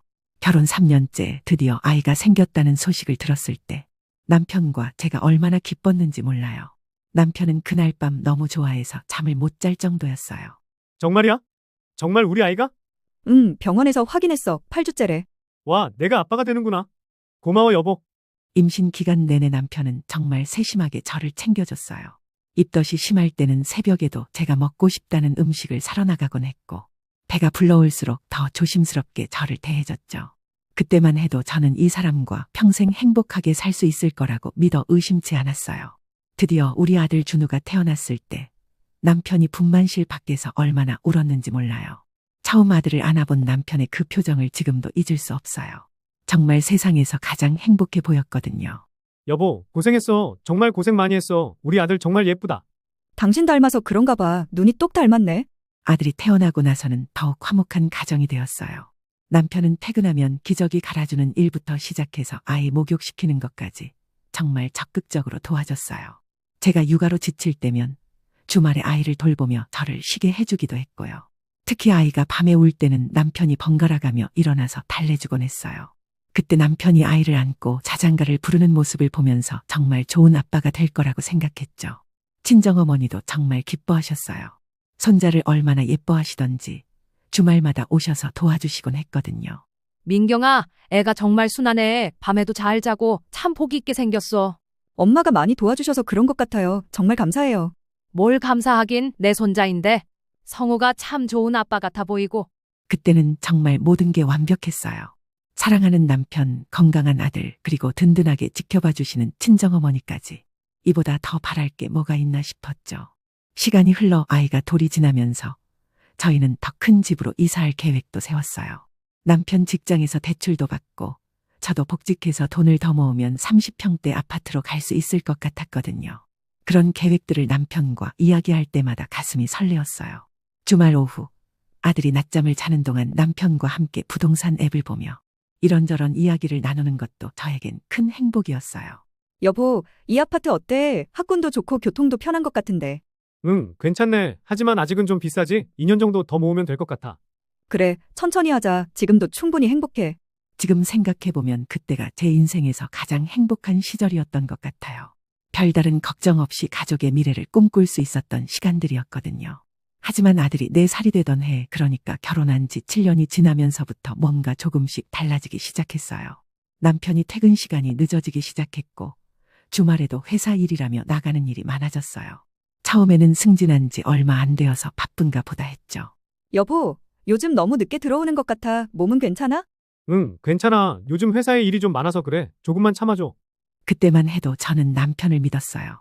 가정을 위해 열심히 일하는 거라고 생각했거든요. 하지만 결혼 4년 차가 지나가면서 저희 가정에 작은 균열이 생기기 시작했어요. 그때만 해도 저는 이런 작은 변화가 나중에 저희 가족에게 이렇게 큰 시련을 가져다 줄 줄은 꿈에도 생각 못했어요. 지금 돌이켜보면 그때가 저희 가족이 진짜 행복했던 마지막 순간들이었던 것 같아요. 아들의 해맑은 웃음소리가 집안을 가득 채우고 남편과 제가 서로를 믿고 의지하며 살았던 그 시간들 말이에요. 그런데 그 모든 평범한 행복이 곧 산산이 부서질 줄은 정말 몰랐습니다. 결혼 4년째가 되면서부터 남편의 변화가 점점 뚜렷해졌어요. 처음에는 단순히 승진 후 업무량이 늘어나서 그런 줄 알았는데 시간이 갈수록 뭔가 다르다는 걸 느끼기 시작했거든요. 남편이 집에 늦게 들어오는 날이 일주일에 서너 번에서 거의 매일로 늘어났어요. 예전에는 늦어도 8시면 집에 왔는데 이제는 10시, 11시가 되어서야 들어오는 일이 많아졌죠. 그것도 술 냄새를 풍기며 들어올 때가 대부분이었어요. 여보, 오늘도 회식이었어? 응, 팀장이 되고 나서 할 일이 많아졌어. 이해해줘. 처음에는 그런가 보다 했어요. 하지만 주말까지 일이 있다며 나가는 일이 잦아지면서부터는 뭔가 이상하다는 생각이 들기 시작했어요. 예전 같으면 주말에는 아들과 놀아주거나 저와 함께 시간을 보내는 것을 좋아했는데 이제는 집에 있는 것을 불편해하는 것 같았거든요. 그러던 어느 토요일 오후였어요. 아들이 아빠와 놀고 싶어서 계속 졸졸 따라다니는데 남편이 짜증스럽다는 표정을 숨기지 않더라고요. 아빠, 같이 놀아줘. 블록 만들자. 아빠 지금 피곤해. 나중에 해. 준우야, 아빠가 피곤하시니까 엄마랑 놀자. 그런 일이 반복되면서 4살밖에 안 된 아들도 눈치를 보기 시작했어요. 아빠가 집에 있을 때는 평소보다 조용히 지내려고 하고 뭔가 잘못한 것도 없는데 주눅 들어있는 모습을 보니까 마음이 아팠어요. 친정어머니도 남편의 변화를 눈치채셨어요. 주말에 오셔서 아들을 봐주실 때마다 남편이 없는 경우가 많아졌거든요. 민경아, 성우가 요즘 많이 바쁜가 보네. 주말에도 집에 없고. 네, 팀장이 되고 나서 일이 많아졌나 봐요. 그래도 가족하고 보내는 시간도 중요한데 준우가 아빠를 많이 찾더라. 엄마의 말처럼 아들이 점점 아빠를 그리워하는 모습을 보이기 시작했어요. 밤에 재울 때마다 아빠 언제 오냐고 물어보고 남편이 늦게 들어와서 이미 잠든 아들을 보면서도 별다른 표정 변화가 없는 것을 보니까 정말 서운했어요. 더 이상하게 느껴진 건 남편의 휴대폰 사용 습관이었어요. 예전에는 집에서 휴대폰을 아무데나 두곤 했는데 이제는 항상 가지고 다니거나 화면을 아래로 뒤집어 놓는 일이 많아졌어요. 그리고 문자나 전화가 오면 다른 방으로 나가서 받는 일이 잦아졌죠. 한 번은 남편이 샤워하는 동안 휴대폰에서 문자 알림음이 계속 울렸어요. 평소 같으면 신경 쓰지 않았을 텐데 그때는 왠지 확인하고 싶은 마음이 들었어요. 하지만 결국 보지 못했죠. 부부 사이에도 프라이버시는 있어야 한다고 생각했거든요. 그런데 남편의 태도는 점점 더 차가워졌어요. 저와 대화할 때도 성의 없게 대답하거나 아예 못 들은 척하는 일이 많아졌고 스킨십도 현저히 줄어들었어요. 잠자리에서도 등을 돌리고 자는 일이 많아졌죠. 여보, 우리 요즘 대화가 너무 없는 것 같아. 무슨 일 있어? 별일 없어. 그냥 피곤해서 그래. 그래도 가족끼리 시간을 좀 내서 이야기도 하고. 알았다고. 지금 좀 쉬게 해줘. 이런 식으로 대화를 회피하는 일이 늘어나면서 저는 점점 불안해지기 시작했어요. 혹시 제가 뭔가 잘못한 게 있나 싶어서 남편 기분을 맞춰주려고 노력도 해봤어요. 남편이 좋아하는 음식을 해놓고 기다리기도 하고 마사지도 해주겠다고 제안해보기도 했죠. 하지만 남편의 반응은 시큰둥했어요. 예전 같으면 고마워하며 좋아했을 텐데 이제는 당연하다는 듯이 받아들이거나 아예 거부하는 경우가 많았어요. 그러던 중 결정적인 일이 일어났어요. 때는 어느 금요일 밤이었어요. 남편이 또 늦게 들어왔는데 평소와 다르게 여자 향수 냄새가 났어요. 그 순간 머리가 하얗게 변하는 것 같았어요. 여보, 오늘 어디 갔다 왔어? 회사 사람들하고 회식했다고 했잖아. 여자 직원들도 있었어? 당연히 있지. 왜? 그때 남편의 대답하는 태도가 평소와 달랐어요. 약간 당황하는 것 같기도 하고 화가 난 것 같기도 하고 그날 밤 저는 잠을 이룰 수가 없었어요. 혹시 남편이 바람을 피우는 건 아닐까 하는 생각이 머릿속을 떠나지 않았거든요. 하지만 확실한 증거도 없는데 괜히 의심하는 건 아닌가 싶어서 그냥 넘어갔어요. 그런데 며칠 후 더 의심스러운 일이 있었어요. 남편이 깜빡하고 집에 둔 재킷 주머니에서 영수증이 나온 거예요. 빨래하려고 주머니를 확인하다가 발견했는데 호텔 라운지 영수증이었어요. 그것도 2인분 주문 내역이 적혀 있었죠. 그 영수증을 보는 순간 가슴이 철렁했어요. 남편이 저에게는 회식이라고 했는데 실제로는 누군가와 호텔에서 만났다는 뜻이잖아요. 저는 그 영수증을 남편에게 보여주며 추궁했어요. 그때까지도 혹시 오해일 수도 있다는 마음으로요. 여보, 이게 뭐야? 호텔 라운지에서 누구랑 만났어? 그게 거래처 사람이랑 미팅이 있었어. 거래처 사람이면 남자겠네. 그런데 왜 호텔에서 만나? 상대방이 그쪽이 편하다고 해서. 별 의미 없어. 하지만 남편의 대답은 너무나 어색했어요. 눈도 제대로 마주치지 못하고 변명 같은 말만 늘어놓았죠. 그 순간 저는 남편이 거짓말을 하고 있다는 걸 확신해버렸어요. 그날 밤 저는 남편과 제대로 된 대화를 나눠보려고 했어요. 아들이 잠든 후 거실에서 마주 앉아 이야기를 시작했죠. 여보, 우리 솔직하게 이야기해보자. 요즘 당신 뭔가 달라진 것 같아. 뭐가 달라졌다는 거야? 집에도 늦게 들어오고 주말에도 자꾸 나가고 나랑 아들이랑 시간 보내는 걸 피하는 것 같고. 그냥 일이 바빠서 그래. 괜히 의심하지 마. 의심하는 게 아니야. 걱정되는 거야. 우리 가족이잖아. 그때 남편이 갑자기 목소리를 높였어요. 그만해. 매일 따지고 의심하고 이러면서 살고 싶어? 그 순간 저는 정말 충격을 받았어요. 평생 저에게 소리 지른 적이 없던 남편이 그렇게 화를 내다니. 그리고 그 다음에 남편이 한 말은 지금도 잊을 수가 없어요. 솔직히 말하면 집에 있는 게 답답해. 매일 똑같은 일상, 똑같은 대화, 이런 게 행복한 거야? 그 말을 듣는 순간 가슴이 무너져 내리는 것 같았어요. 저에게는 소중한 일상이었는데 남편에게는 답답한 것이었다니. 그리고 남편은 더 잔혹한 말을 계속했어요. 결혼하기 전에는 자유롭게 살았는데 지금은 뭐 하나 마음대로 할 수 없잖아. 아이 때문에, 가족 때문에 모든 걸 포기해야 하고. 저는 그 말을 들으면서 눈물이 주체할 수 없이 흘러내렸어요. 저는 가족이 있어서 행복했는데 남편은 가족 때문에 불행했다는 거잖아요. 그럼 우리 가족이 당신한테는 짐이었던 거야? 그런 말이 아니야. 그냥 가끔은 혼자만의 시간이 필요해. 하지만 남편의 말에는 진심이 담겨 있지 않았어요. 그냥 자신의 행동을 정당화하려는 변명일 뿐이었죠. 그날 밤 저는 아들 방에서 잠을 잤어요. 남편과 같은 침실에 있기가 괴로웠거든요. 그 다음 날부터 저희 집은 정말 차가운 냉전 상태가 되었어요. 남편은 더욱 늦게 들어오기 시작했고 집에 있을 때도 저와 아들을 의식적으로 피하는 것 같았어요. 저 역시 남편과 대화하기가 힘들어졌죠. 4살밖에 안 된 아들이 그런 분위기를 고스란히 느꼈어요. 평소보다 말수가 줄어들었고 자꾸 제 눈치를 보며 조심스럽게 행동했어요. 엄마, 아빠 왜 화나셨어? 내가 잘못했어? 아니야, 준우야. 내가 잘못한 거 아니야. 괜찮아. 하지만 아이에게 괜찮다고 말하면서도 제 마음은 전혀 괜찮지 않았어요. 이 상황이 언제까지 계속될지 그리고 이 모든 게 어떻게 끝날지 정말 막막했거든요. 그런데 제가 아직 몰랐던 건 이런 차가운 냉전은 시작일 뿐이었다는 거예요. 더 큰 충격과 시련이 저희 가족을 기다리고 있었다는 걸 그때는 전혀 예상할 수 없었거든요. 그 냉전 상태가 한 달 정도 계속되었을 때 정말 상상도 못한 일이 일어났어요. 2015년 4월 어느 평범한 월요일 아침이었어요. 저는 평소처럼 아들 아침 먹이고 유치원에 보낼 준비를 하고 있었어요. 며칠 전부터 남편이 이상하게 짐을 정리하는 것 같더니 그날 아침 큰 여행 가방을 들고 나오더라고요. 냉전 상태였지만 그래도 어디 가는지는 물어봐야겠다 싶었어요. 여보, 출장 가는 거야? 언제까지? 응, 좀 길어질 것 같아. 얼마나? 일주일? 한 달? 그때 남편이 저를 똑바로 쳐다보면서 한 말을 지금도 잊을 수 없어요. 모르겠어. 언제 돌아올지는 나도 몰라. 그 말을 들으면서 뭔가 이상하다는 생각이 들었어요. 출장이라면 기간이 정해져 있을 텐데 언제 돌아올지 모른다는 게 말이 안 되잖아요. 그런데 남편은 더 이상 설명하지 않고 그냥 나가버렸어요. 그날 하루 종일 연락이 없었어요.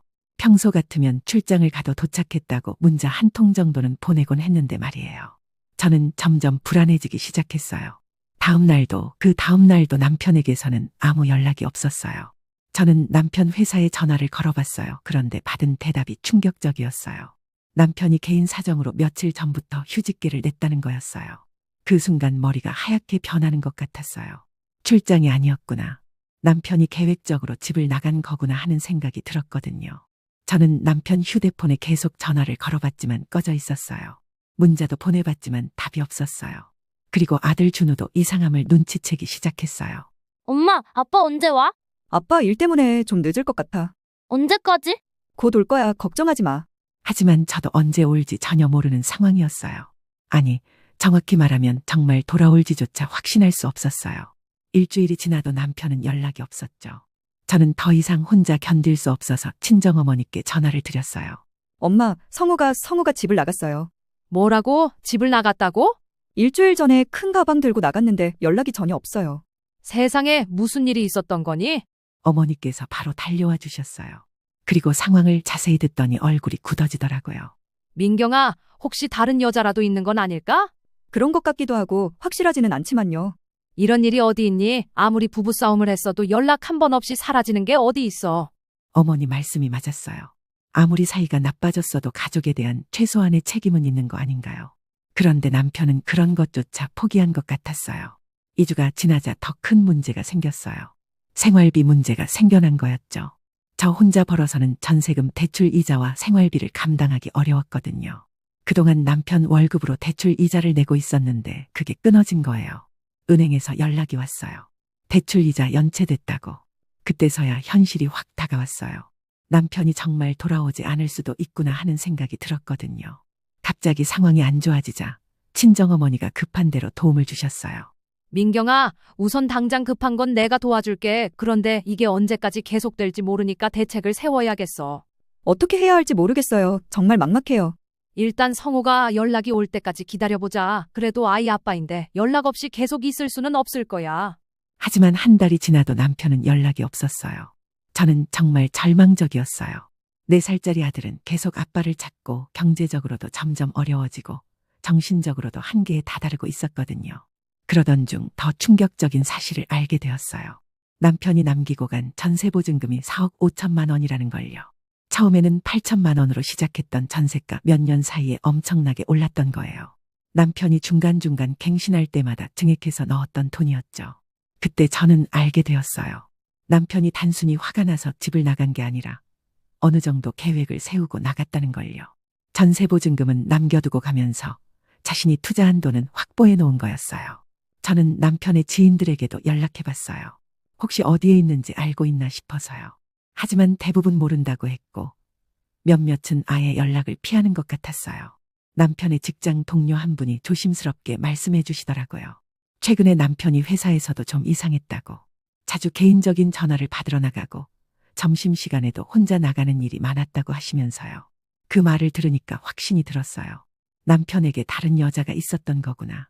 그리고 그 여자와 함께 새로운 생활을 시작한 거구나 하는 생각이 들었거든요. 2달이 지나자 준우도 상황을 어느 정도 파악하기 시작했어요. 엄마, 아빠 안 와? 아빠가 일 때문에 좀 오래 나가 계셔. 아빠 나 싫어해? 그 말을 들으니까 가슴이 찢어지는 것 같았어요. 4살짜리 아이가 자기를 버린 아빠 때문에 자신을 탓하고 있다니. 저는 아들을 꼭 안아주면서 울음을 참을 수 없었어요. 아니야, 준우야. 아빠가 준우를 싫어할 리 없어. 아빠도 준우를 많이 사랑해. 그럼 왜 안 와? 저는 뭐라고 대답해야 할지 몰랐어요. 4살 아이에게 아빠가 다른 여자를 만나서 집을 나갔다고 어떻게 설명할 수 있겠어요. 그런 상황이 계속되면서 저는 점점 지쳐갔어요. 매일 밤 잠들기 전에 혹시 남편이 돌아올까 하는 기대를 했지만 아침이 되면 또 실망해야 했거든요. 친정어머니는 힘들어하는 제 모습을 보시더니 정말 많이 도와주셨어요. 경제적으로도 그렇고 준우를 돌보는 것도 말해요. 정말 어머니가 없었으면 저는 정말 견디지 못했을 거예요. 민경아, 너무 자책하지 마. 이건 네 잘못이 아니야. 그래도 제가 뭔가 부족했으니까 이런 일이. 아니야. 아무리 부부 사이에 문제가 있어도 이렇게 나가는 건 잘못된 거야. 특히 아이가 있는데. 어머니 말씀이 맞았지만 그래도 제 마음속 깊은 곳에서는 계속 저 자신을 탓하고 있었어요. 제가 더 좋은 아내였다면, 더 이해심이 많았다면 이런 일이 일어나지 않았을까 하는 생각이 들었거든요. 3개월이 지나자 저는 현실을 받아들이기 시작했어요. 남편이 돌아오지 않을 수도 있다는 걸요. 그래서 저 혼자서도 아들을 키울 수 있도록 계획을 세우기 시작했어요. 다행히 제가 다니던 회사에서 복직할 수 있게 해주셔서 조금씩 안정을 찾아갔어요. 하지만 마음의 상처는 쉽게 아물지 않았어요. 그렇게 6개월이 지났을 때 저는 더 이상 남편을 기다리지 않기로 결심했어요. 준우와 제가 새로운 삶을 시작해야겠다고 생각했거든요. 하지만 그때 저는 몰랐어요. 남편이 4억 5천만 원이나 되는 전세보증금을 남겨두고 간 게 단순한 배려가 아니라 나중에 자신의 권리를 주장하기 위한 투자였다는 걸 말이에요. 그리고 그 돈이 나중에 저에게 어떤 의미가 될지도 전혀 예상하지 못했죠.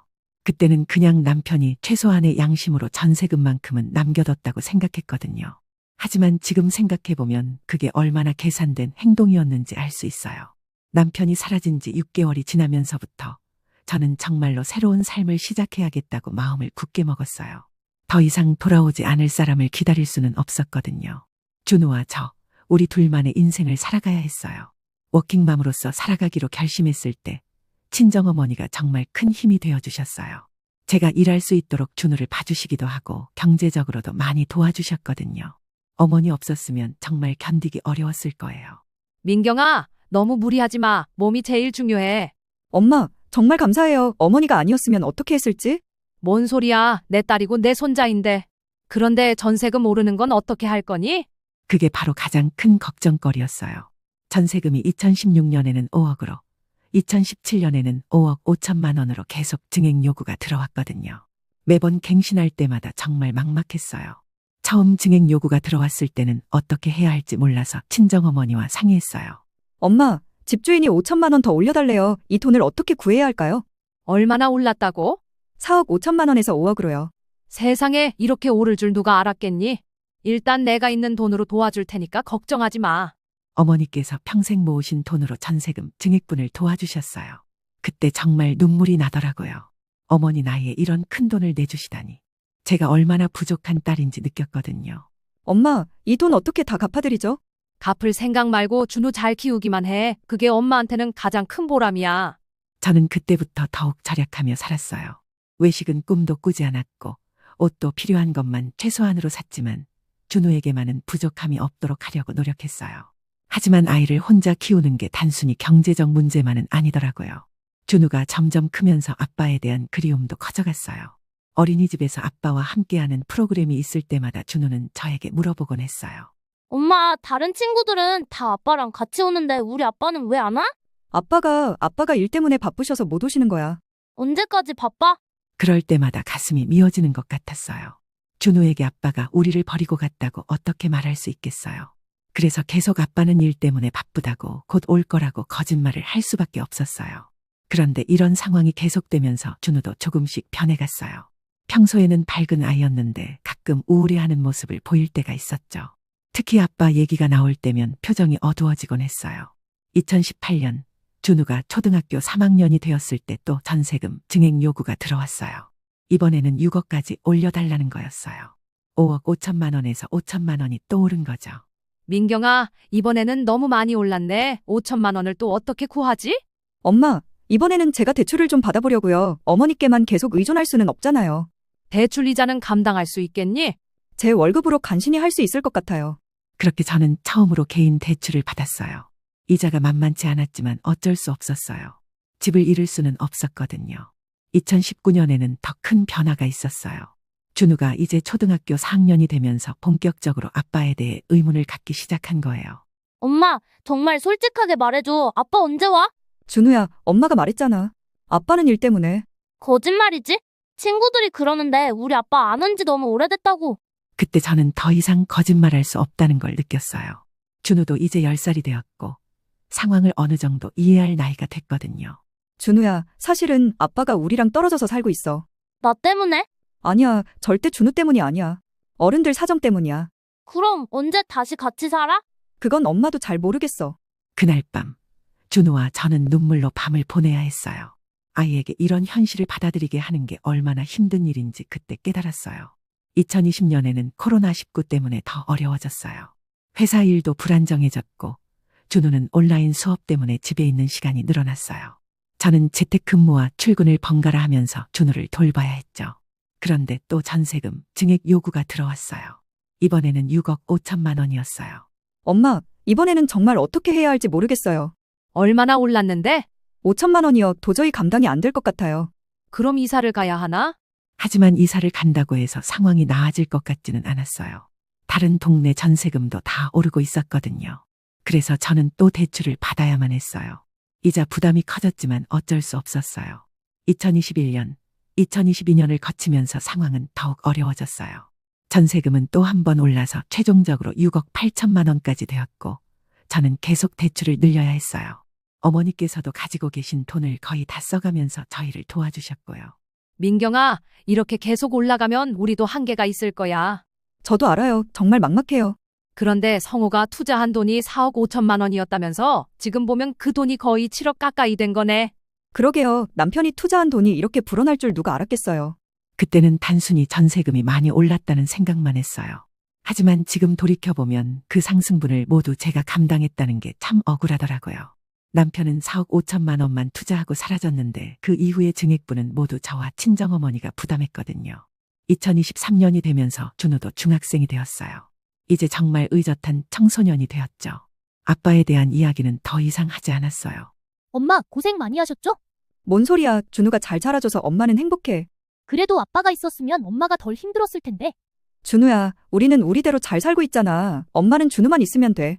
하지만 솔직히 말하면 정말 힘들었어요. 9년 동안 혼자서 아이를 키우고 계속 오르는 전세금을 감당하면서 살아온 게 때로는 너무 지쳐서 주저앉고 싶을 때도 있었어요. 그런데 그런 힘든 시간들이 곧 끝날 거라는 희망이 보이기 시작했어요. 2024년 초에 아파트 청약에 당첨되었다는 소식을 들었거든요. 그동안 꾸준히 넣어온 청약 통장이 드디어 결실을 맺은 거였어요. 그때 저는 이제 정말 새로운 시작을 할 수 있겠구나 하고 생각했어요. 준우와 저만의 새로운 보금자리에서 평안하게 살 수 있겠구나 하고요. 하지만 그 기쁨도 잠시, 곧 상상도 못한 일이 일어날 줄은 꿈에도 몰랐거든요. 청약이 당첨된 곳은 신도시 근처의 신축 아파트로 33평형의 분양가가 7억 정도였어요. 그 순간 눈물이 주체할 수 없이 흘러내렸어요. 9년 동안 혼자서 아이 키우고 계속 오르는 전세금 때문에 고생하면서도 포기하지 않고 청약 통장에 넣어온 보람이 있었구나 싶었거든요. 바로 친정어머니께 전화를 드렸어요. 엄마, 청약 당첨됐어요. 뭐라고? 정말이니? 네, 정말이에요. 33평형이에요. 아이고, 우리 민경이 정말 고생한 보람이 있네. 하늘이 도와주신 거야. 어머니도 정말 기뻐하시면서 울먹이셨어요. 그동안 저와 함께 고생하셨으니까 얼마나 다행스러우셨겠어요. 그날 저녁에 준우에게도 소식을 전했어요. 준우야, 엄마가 좋은 소식이 있어. 뭐예요? 우리 새 집으로 이사 갈 수 있게 됐어. 아파트 분양에 당첨됐어. 정말요? 어디로 가는데요? 학교도 좋고 환경도 좋은 곳이야. 하지만 기쁨도 잠시 현실적인 문제들이 하나씩 보이기 시작했어요. 분양가가 7억인데 현재 살고 있는 집에 전세 보증금을 빼고 나면 추가 자금이 더 필요했죠. 하지만 그래도 희망이 생겼어요. 9년 만에 처음으로 미래에 대한 구체적인 계획을 세울 수 있게 된 거였거든요. 며칠 후 어머니와 함께 분양 사무소에 다녀왔어요. 실제로 보니까 정말 좋은 아파트더라고요. 단지도 크고 주변 환경도 좋고 학군도 우수했어요. 이 정도면 준우가 고등학교 갈 때까지 살기에 정말 좋은 곳이었어요. 민경아, 이 집 정말 좋다. 준우도 좋은 환경에서 클 수 있겠어. 네, 정말 꿈만 같아요. 우리만의 집을 가질 수 있다니. 그날 밤에 여러 가지 계산을 해봤어요. 현재 전세 보증금 6억 8천만 원을 빼고 나면 2천만 원 정도가 부족했어요. 중도금까지 합치면 더 많이 필요했지만 그래도 어떻게든 해볼 만하겠더라고요. 그런데 문득 이상한 생각이 들었어요. 9년 전에 남편이 4억 5천만 원을 투자해서 시작한 전세가 지금 6억 8천만 원이 된 거잖아요.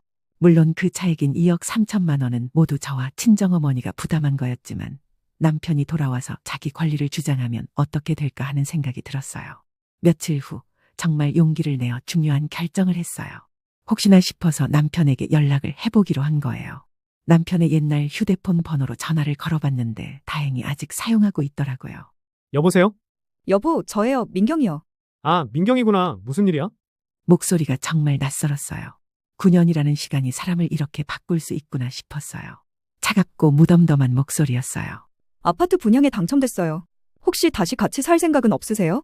갑자기 무슨 소리야? 준우도 이제 중학생이 되었고 새로운 환경에서 가족이 함께 사는 게 어떨까 해서요. 그 다음에 남편이 한 말은 정말 충격적이었어요. 지금 와서 무슨 소리를 하는 거야? 나는 이미 새로운 생활을 하고 있어. 새로운 생활이요? 그래, 그러니까 헛된 기대는 하지 마. 그럼 준우는 어떻게 생각해요? 준우한테는 미안하지만 지금 상황에서는 어쩔 수 없어. 정말 차가운 목소리였어요. 마치 남남에게 하는 말 같았죠. 4년 동안 함께 살았던 사이라고는 믿어지지 않을 정도로요. 그럼 정말 다시는 돌아올 생각이 없으신 거예요? 그래, 그리고 앞으로도 연락하지 마. 그리고 일방적으로 전화를 끊어버렸고 저는 한동안 말을 할 수 없었어요. 사실 마음 한구석으로는 혹시나 했거든요. 새로운 시작의 기회가 생긴 김에 가족이 다시 함께 살 수도 있지 않을까 하는 희망이 조금은 있었어요. 하지만 남편의 대답은 너무나 단호했죠. 그날 밤 저는 친정어머니께 이야기했어요. 그 사람이 뭐라고 하던? 새로운 생활을 하고 있다면서 연락하지 말래요. 새로운 생활? 그럼 다른 여자랑 살고 있다는 얘기네? 아마도요. 이런 사람이 어디 있니? 아이까지 버리고. 어머니도 정말 화가 나시는 것 같았어요. 하지만 저는 오히려 마음이 정리되는 것 같았어요. 이제 정말로 혼자 살아가야 한다는 게 확실해졌으니까요. 준우에게는 어떻게 말해야 할지 고민이 됐어요. 아직 13살인 아이에게 아빠가 완전히 우리를 포기했다고 어떻게 말할 수 있겠어요. 준우야, 엄마가 아빠한테 연락해봤어. 정말요? 아빠 뭐라고 하셨어요? 아빠가 지금은 힘들다고 하셔서 우리끼리 새 집으로 이사 가기로 했어. 아빠는 언제 와요? 그건 좀 더 기다려봐야 할 것 같아. 준우는 실망한 표정이었지만 더 이상 묻지 않았어요. 그 후 몇 주 동안 저는 새 집 준비에 집중했어요. 중도금 마련하느라 여기저기 알아보기도 하고 이사 준비도 하고 바쁘게 지내니까 남편에 대한 생각은 조금씩 잊혀져 갔어요. 민경아, 이제 정말 새로운 시작이구나. 그 사람 생각은 아예 하지 마. 네, 이제 정말 준우랑 저만 생각하고 살 거예요. 그래, 그게 맞아. 우리끼리 잘 살면 돼. 2024년 5월쯤에는 거의 모든 준비가 끝나갔어요. 새 아파트 입주 예정일도 정해졌고 준우 전학 준비도 마쳤죠. 정말 새로운 인생이 시작되는 것 같았어요. 그런데 6월 어느 날 정말 믿을 수 없는 일이 일어났어요. 법원에서 우편물이 온 거예요. 처음에는 뭔가 싶어서 열어봤는데 이혼 소송 및 재산분할 소송장이었어요. 소송을 제기한 사람은 다름 아닌 남편으로 그 순간 눈앞이 캄캄해지는 기분을 느꼈시오.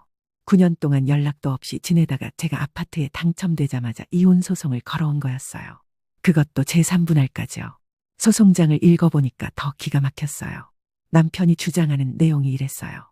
혼인 기간 중 자신이 전세보증금으로 4억 5천만 원을 투자했는데 현재 그 가치가 6억 8천만 원 정도 되니까 그 절반인 3억 4천만 원 정도를 제3분할로 달라는 거였어요. 정말 어이가 없었어요. 9년 동안 아이 양육비 한 푼, 생활비 한 푼 보내지 않고 전세금 증액될 때마다 저와 친정어머니가 부담해 왔는데 이제 와서 자기 권리를 주장한다니요.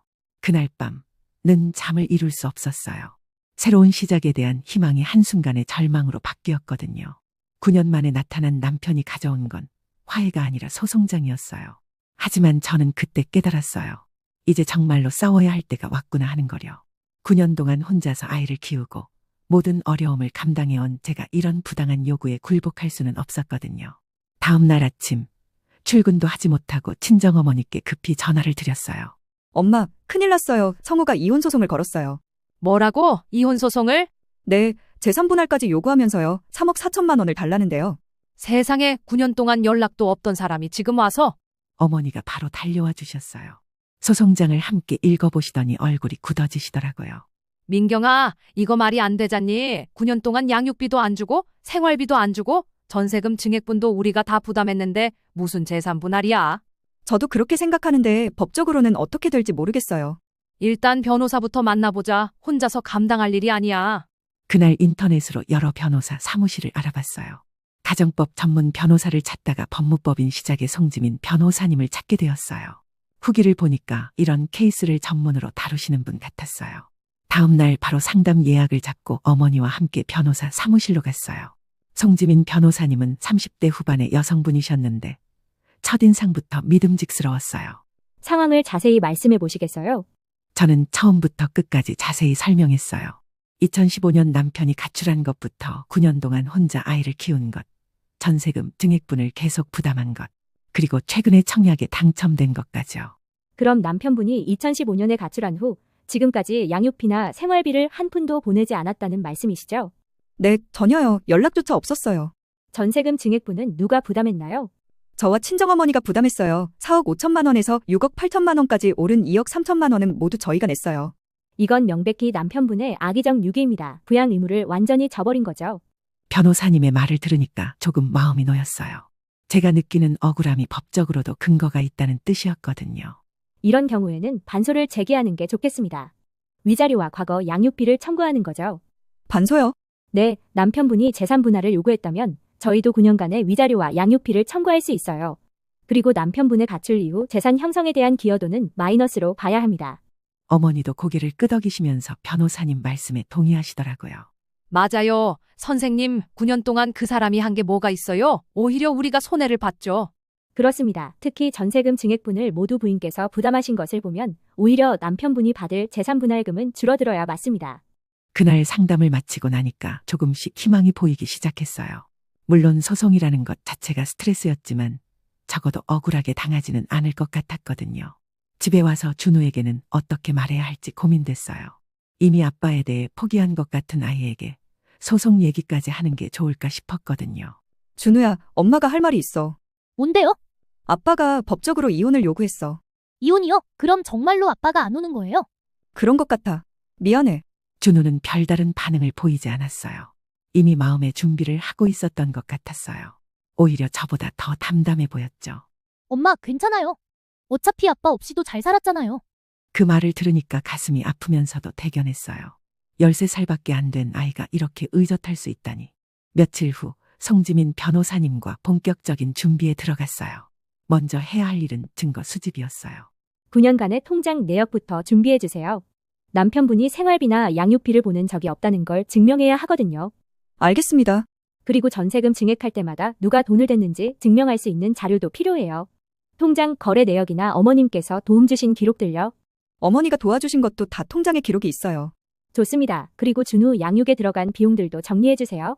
학원비, 병원비, 의료비 등등요. 집에 와서 친정어머니와 함께 자료를 정리했어요.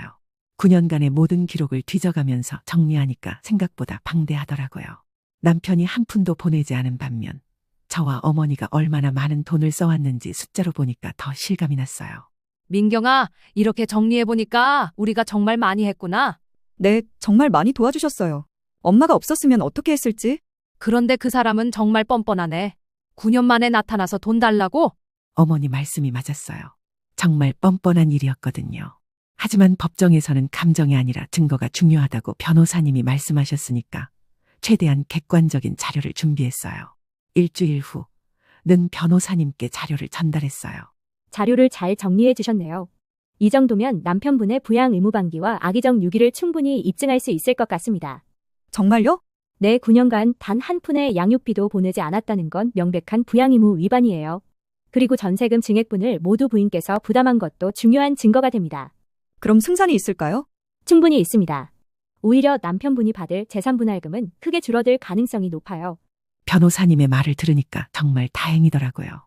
처음에는 막막했는데 전문가의 도움을 받으니까 할 수 있겠다는 생각이 들었거든요. 그런데 문제는 소송 비용이었어요. 변호사 수임료부터 각종 소송 비용까지 만만치 않은 돈이 들어갔어요. 새 아파트 준비하느라 이미 돈이 많이 나간 상황에서 추가로 소송 비용까지 부담하는 게 쉽지 않았어요. 민경아, 돈은 걱정하지 마. 내가 어떻게든 마련해 줄게. 엄마, 이미 너무 많이 도와주셨는데. 이건 우리가 당연히 해야 할 일이야. 그 사람한테 당할 수는 없어. 어머니의 든든한 지원 덕분에 소송 준비를 계속할 수 있었어요. 한 달 정도 지나 드디어 반소장을 제출했어요. 저희도 위자료 1천만 원과 과거 양육비 5천만 원을 청구했죠. 9년간의 고생에 비하면 적은 금액이었지만 최소한의 보상이라도 받고 싶었거든요. 이제 본격적인 법정 다툼이 시작됩니다. 상대방도 맞대응을 해올 거예요. 어떤 식으로요? 아마 자신의 4억 5천만 원 투자를 최대한 부각시키려고 할 거예요. 그리고 저희의 주장을 반박하려고 하겠죠. 걱정되네요. 걱정하지 마세요. 저희 쪽 증거가 훨씬 탄탄해요. 9년간의 모든 기록이 다 있으니까요. 그렇게 본격적인 법정 싸움이 시작되었어요. 9년 만에 다시 남편과 마주하게 될 생각을 하니까 떨리기도 하고 무섭기도 했어요. 하지만 이제는 물러설 수 없었어요. 저와 준우의 미래가 걸린 문제였거든요. 반소장을 제출한 후 약 한 달이 지났을 때 상대방에서 답변서가 왔어요. 송지민 변호사님과 함께 그 내용을 검토해보니까 정말 기가 막혔어요. 남편 측에서는 자신이 9년간 집을 비운 건 사실이지만 전세보증금 4억 5천만 원을 투자한 것은 분명한 재산 형성 기여라고 주장했어요. 그리고 가출한 것도 부부간의 갈등 때문이었지 악의적 유기가 아니라고 변명하더라고요. 예상했던 반박이네요. 하지만 걱정하지 마세요. 이런 주장들은 충분히 반박할 수 있어요. 정말요? 저는 걱정이 되는데. 9년간 단 한 푼의 양육비도 보내지 않은 게 결정적 증거예요. 아무리 갈등이 있었어도 자식에 대한 부양 의무는 멈출 수 없거든요. 변호사님의 말을 들으니까 조금 안심이 되었어요. 하지만 실제 법정에서 어떻게 될지는 여전히 불안했어요. 그때부터 본격적인 증거 보강 작업이 시작되었어요. 송지민 변호사님은 정말 꼼꼼하게 모든 것을 준비하셨어요. 준우 양육과 관련된 모든 영수증을 시기별로 정리해주세요. 의료비, 교육비, 생활비 등 모든 것들이요. 네, 웬만한 건 다 보관하고 있어요. 그리고 전세금 증액할 때마다의 계약서와 송금 내역도 필요해요. 누가 얼마씩 부담했는지 명확하게 보여줘야 하거든요. 집에 돌아가서 친정어머니와 함께 9년간의 모든 기록을 샅샅이 뒤져봤어요. 며칠 후 송지민 변호사님께 모든 자료를 전달했어요. 변호사님이 자료를 검토하시더니 만족스러워하셨어요. 정말 완벽하게 정리해 주셨네요. 이 정도면 남편분의 주장을 완전히 반박할 수 있을 것 같습니다. 어떤 식으로요? 첫째, 9년간의 양육비 미지급 사실. 둘째, 전세금 증액분 2억 3천만 원을 모두 부인께서 부담한 사실. 셋째, 남편분의 악의적 유기로 인한 정신적 피해. 이 세 가지가 핵심입니다. 그럼 저희가 유리한 상황인 건가요? 그렇습니다. 그 말을 들으니까 정말 기분이 좋았어요. 처음에는 막막했는데 이제는 승리할 수 있다는 희망이 보였거든요. 한편으로는 준우에게 이런 상황을 어떻게 설명해야 할지 고민이 되었어요. 법정에서 아빠와 엄마가 싸우는 모습을 보여주고 싶지 않았거든요. 준우야, 엄마가 아빠랑 법적인 문제 때문에 법원에 가야 할 것 같아. 재판 같은 거요? 응, 그런데 준우는 신경 쓰지 마. 엄마가 알아서 처리할 거야. 엄마, 힘들면 말해요. 제가 도울 수 있는 거 있으면 도울게요. 13살밖에 안 된 아이가 이렇게 의젓하게 말하니까 가슴이 찡했어요. 정말 잘 자라준 것 같아서 고마웠어요. 그런데 엄마, 아빠가 이기면 어떻게 되는 거예요? 아빠가 이긴다고 해도 우리 생활이 크게 달라지지는 않을 거야. 걱정하지 마. 그럼 다행이에요. 저는 지금처럼 엄마랑 할머니랑 사는 게 좋아요. 준우의 말을 들으니까 더욱 확신이 들었어요. 이 소송은 단순히 돈 문제가 아니라 우리 가족의 미래를 위한 싸움이었거든요. 몇 주 후 첫 번째 변론 기일이 정해졌어요. 드디어 9년 만에 남편과 법정에서 마주하게 되는 거였어요. 송지민 변호사님과 함께 철저히 준비했어요. 오늘이 첫 번째 변론 기일이에요. 상대방의 주장을 듣고 저희 입장을 명확히 제시할 예정입니다. 제가 직접 말해야 하는 건가요? 아니요. 오늘은 제가 대신 변론하겠습니다. 의뢰인께서는 옆에서 지켜보시기만 하면 돼요. 법원에 도착했을 때 정말 긴장됐어요. 9년 만에 보는 남편이 어떻게 변했을지, 그리고 저를 어떤 눈으로 볼지 궁금하면서도 무서웠어요. 법정에 들어서니 남편이 이미 와 있었죠. 9년 전보다 많이 늙어 보였지만 표정은 여전히 차갑더라고요. 저와 눈이 마주쳤지만 아무 표정도 짓지 않았어요. 재판이 시작되자 상대방 변호사가 먼저 남편의 입장을 설명했어요. 4억 5천만 원을 투자했으니 그에 상응하는 재산 분할을 받아야 한다는 주장이었어요. 그 다음에 송지민 변호사님이 우리 입장을 말씀하셨어요. 피고는 2015년 4월부터 현재까지 9년간 원고와 미성년 자녀를 악의적으로 유기했습니다. 이 기간 동안 단 한 푼의 양육비나 생활비도 지급하지 않았으며 전세금 증액분 2억 3천만 원은 모두 원고와 원고의 모친이 부담했습니다. 변호사님의 명쾌한 논리를 들으니까 마음이 시원했어요. 그동안 저희가 당한 억울함이 법정에서 정확히 표현되고 있었거든요. 재판부에서도 관심 있게 들어보셨는데 특히 9년간의 양육비 미지급 부분에 대해서는 상당히 심각하게 받아들이시는 것 같았어요. 첫 번째 변론이 끝나고 나서 송지민 변호사님이 만족스러워하셨어요. 오늘 정말 잘 됐어요. 재판부에서 저희 주장에 대해 긍정적으로 받아들이시는 것 같았어요. 정말요? 그럼 희망이 있는 건가요? 충분히 희망적입니다. 다음 변론에서는 더 구체적인 증거들을 제시할 예정이에요. 법원을 나오면서 남편과 잠깐 마주쳤어요. 그런데 남편의 표정이 처음보다 훨씬 어두워져 있었더라고요. 아마 상황이 자신에게 불리하게 돌아가고 있다는 걸 느낀 것 같았어요. 집에 돌아와서 친정어머니와 준호에게 첫 번째 재판 소식을 전했어요. 어떻게 됐니?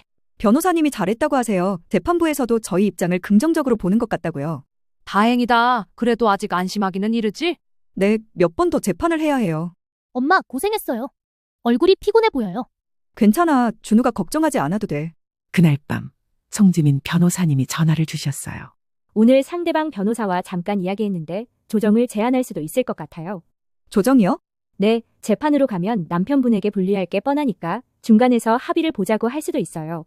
그럼 어떻게 해야 하죠? 일단 상대방이 어떤 조건을 제시하는지 들어보고 판단하시면 됩니다. 하지만 저희는 재판으로 가는 게 더 유리할 것 같아요. 변호사님의 말을 들으니까 정말 희망이 보였어요. 9년 동안 참고 견뎌온 보람이 있을 것 같았거든요. 이제 곧 모든 것이 결정될 것 같았어요. 첫 번째 변론 이후 한 달 정도가 지났을 때 송지민 변호사님께서 예상하신 대로 상대방에서 조정을 제안해왔어요. 하지만 그들이 제시한 조건은 말이 안 되었어요.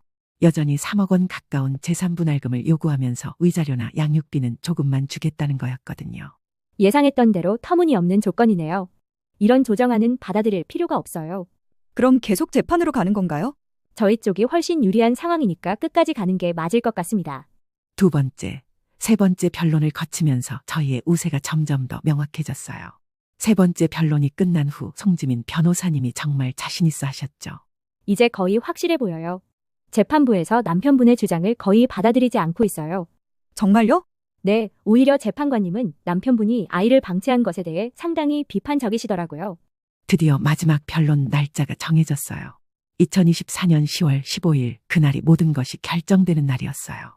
그동안의 모든 고생이 보상받을지 아니면 여전히 억울함을 감수해야 할지 정해지는 순간이었죠. 재판 당일 아침 정말 긴장됐어요. 9년간의 시간이 이 하루로 압축되는 것 같았거든요. 친정어머니가 함께 가시겠다고 하셨지만 저는 혼자 가고 싶었어요. 제 힘으로 마지막을 지켜보고 싶었거든요. 민경아, 정말 혼자 가겠니? 네, 혼자 갈게요. 어머니는 집에서 준우랑 있어주세요. 그래도 결과는 바로 알려줘. 당연하죠. 법원에 도착해서 송지민 변호사님과 마지막 확인을 했어요. 오늘 판결이 나올 거예요. 지금까지의 상황으로 봐서는 저희에게 매우 유리할 것 같습니다. 정말 떨려요. 괜찮아요. 9년간 고생하신 만큼 좋은 결과가 있을 거예요. 법정에 들어서니까 남편이 이미 와 있었어요. 아마 자신에게 불리하다는 걸 느꼈는지 표정이 많이 어두워 보였어요. 재판이 시작되고 마지막 변론이 이루어진 후 드디어 판결 선고가 시작되었어요. 재판장님이 판결문을 읽기 시작하시는데 가슴이 터질 것 같이 두근거렸어요. 재판장님께서 차분한 목소리로 판결 내용을 설명하기 시작하셨어요. 먼저 남편의 재산분할 청구에 대해서는 4억 5천만 원을 투자한 것은 사실이지만 그 이후 9년간 피고가 원고와 미성년 자녀를 악의적으로 유기하고 부양 의무를 방기한 점을 심각하게 고려해야 한다고 하셨어요. 특히 전세금 증액분 2억 3천만 원을 모두 원고 측에서 부담한 점, 그리고 9년간 단 한 푼의 양육비도 지급하지 않은 점을 들어 피고의 재산 형성 기여도를 낮게 평가한다고 하셨어요. 따라서 재산분할금은 2억 8천만 원으로 인정한다고 판결하셨어요. 하지만 여기서 끝이 아니었어요. 저희가 청구한 위자료 1천만 원과 과거 양육비 5천만 원을 모두 인정해 주신 거예요. 그리고 남편은 아이가 성년에 달하는 달까지 매월 100만 원을 지급하게 되었습니다. 결과적으로 남편에게 줘야 하는 돈은 2억 8천만 원에서 6천만 원을 뺀 2억 2천만 원이 되었어요. 그 순간 정말 믿을 수 없었어요. 남편이 처음에 요구했던 3억 4천만 원에서 1억 2천만 원이나 줄어든 거였어요. 9년간의 고생이 드디어 인정받은 순간이었고 송지민 변호사님이 조용히 제 손을 잡아주셨어요. 저도 모르게 눈물이 흘러내렸거든요. 재판이 끝나고 법정을 나오면서 남편과 잠깐 마주쳤어요. 남편의 표정은 정말 실망스러워 보였지만 저는 더 이상 그 사람에 대해 미안해하거나 동정하고 싶지 않았어요. 9년 동안 저와 준우를 버리고 살았던 사람이었으니까요. 저는 법원 밖에서 송지민 변호사님과 이야기를 나눴어요. 정말 축하드려요. 최고의 결과를 얻으셨어요. 선생님 덕분이에요. 정말 감사합니다. 아니에요. 부인께서 9년간 혼자서 아이를 키우신 그 노력이 인정받은 거예요. 이제 정말 새로운 시작을 할 수 있겠어요. 그렇습니다. 새 아파트에서 행복하게 사시길 바래요. 집에 돌아가는 길에 바로 친정어머니께 전화를 드렸어요. 엄마, 저희가 이겼어요. 정말이니? 어떻게 됐는데? 2억 2천만 원만 주면 돼요. 처음에 요구했던 것보다 1억 2천만 원이나 적어요. 아이고, 다행이다. 정말 다행이야. 위자료랑 양육비도 다 인정해줬어요. 그래, 당연하지. 9년 동안 고생한 게 헛되지 않았구나. 집에 도착하니까 준우가 학교에서 돌아와 있었어요. 준우야, 엄마가 좋은 소식 가져왔어. 뭐예요? 법원에서 엄마가 이겼어. 이제 새 집으로 이사 갈 수 있게 됐어. 정말요? 잘 됐네요. 그리고 앞으로는 우리끼리만 살면 돼. 좋아요. 어차피 저는 엄마랑 할머니가 있으면 충분해요. 준우의 밝은 표정을 보니까 정말 다행이었어요. 아직 어린 나이지만 상황을 잘 이해하고 있는 것 같았어요. 그날 저녁에는 친정어머니와 준우와 함께 조촐하게 승리를 축하했어요. 비싸지 않은 치킨을 시켜서 같이 먹으면서 앞으로의 계획을 이야기했죠. 민경아, 이제 정말 새로운 시작이구나. 네, 새 집에서 준우랑 좋은 추억 많이 만들 거예요. 새 집에 가면 제 방도 생기는 거죠? 당연하지. 준우만의 예쁜 방 만들어줄게. 그렇게 저희 가족의 새로운 시작이 확정되었어요. 9년간의 긴 터널을 지나 드디어 빛을 본 것 같았죠. 며칠 후에 새 아파트 입주 준비를 본격적으로 시작했어요. 약 2억 원 가량을 남편에게 주고 나니까 부족한 금액이 있었지만 대출을 받아서 겨우 들어갈 수 있었어요. 이제 정말로 저와 준우만의 집, 저희만의 보금자리를 갖게 된 거였어요. 9년 전에는 상상도 못했던 일이었죠. 지금 돌이켜보면 그 힘들었던 9년의 시간이 저를 더 강하게 만들어준 것 같아요. 처음에는 남편이 떠났을 때 세상이 무너지는 줄 알았는데 결국 혼자서도 충분히 살 수 있다는 걸 증명했거든요. 특히 이번 재판을 통해서 깨달은 게 있어요. 세상에는 분명히 정의가 있다는 것. 그리고 포기하지 않고 끝까지 노력하면 언젠가는 보상받는 때가 온다는 것이었어요. 9년 동안 혼자서 아이를 키우면서 정말 힘들 때가 많았어요. 특히 경제적으로 어려울 때나 준우가 아빠를 그리워할 때는 정말 마음이 아팠거든요. 하지만 그 모든 어려움을 견뎌낸 보람이 있었어요. 지금 이 이야기를 들으시는 여러분 중에서도 혹시 저와 비슷한 상황에 계신 분들이 있을지도 모르겠어요. 가정에서 어려움을 겪고 계시거나 불합리한 상황에 맞서 싸우고 계신 분들 말이에요. 제가 드리고 싶은 말씀은 이거예요. 절대 포기하지 마세요. 힘들고 막막해 보여도 끝까지 버티시면 분명히 보상받는 날이 옵니다. 저도 9년이라는 긴 시간 동안 많이 힘들었지만 결국 정의가 승리한다는 걸 경험했거든요. 그리고 가족의 소중함도 다시 한번 느꼈어요. 친정어머니가 아니었다면 저는 이 모든 걸 해낼 수 없었을 거예요. 준우도 어린 나이에 많은 걸 이해해주고 의젓하게 자라줘서 정말 고맙고요. 이제 저희 가족은 새 아파트에서 새로운 삶을 시작할 예정이에요. 준우도 좋은 학교로 전학 가서 새로운 친구들을 사귈 거고 저도 새로운 마음으로 일할 거예요. 9년 전 남편이 집을 나갔을 때는 정말 절망적이었지만 지금 생각해보면 그게 오히려 저에게는 새로운 기회가 된 것 같아요. 더 강한 엄마가 될 수 있었고, 준우에게도 더 좋은 환경을 만들어줄 수 있게 되었거든요. 여러분들의 삶에도 늘 어려움보다는 행복한 일들이 더 많으시길 바라며, 힘든 상황에 계신 분들도 끝까지 희망을 잃지 마시길 바랍니다. 지금까지 들어주셔서 감사합니다.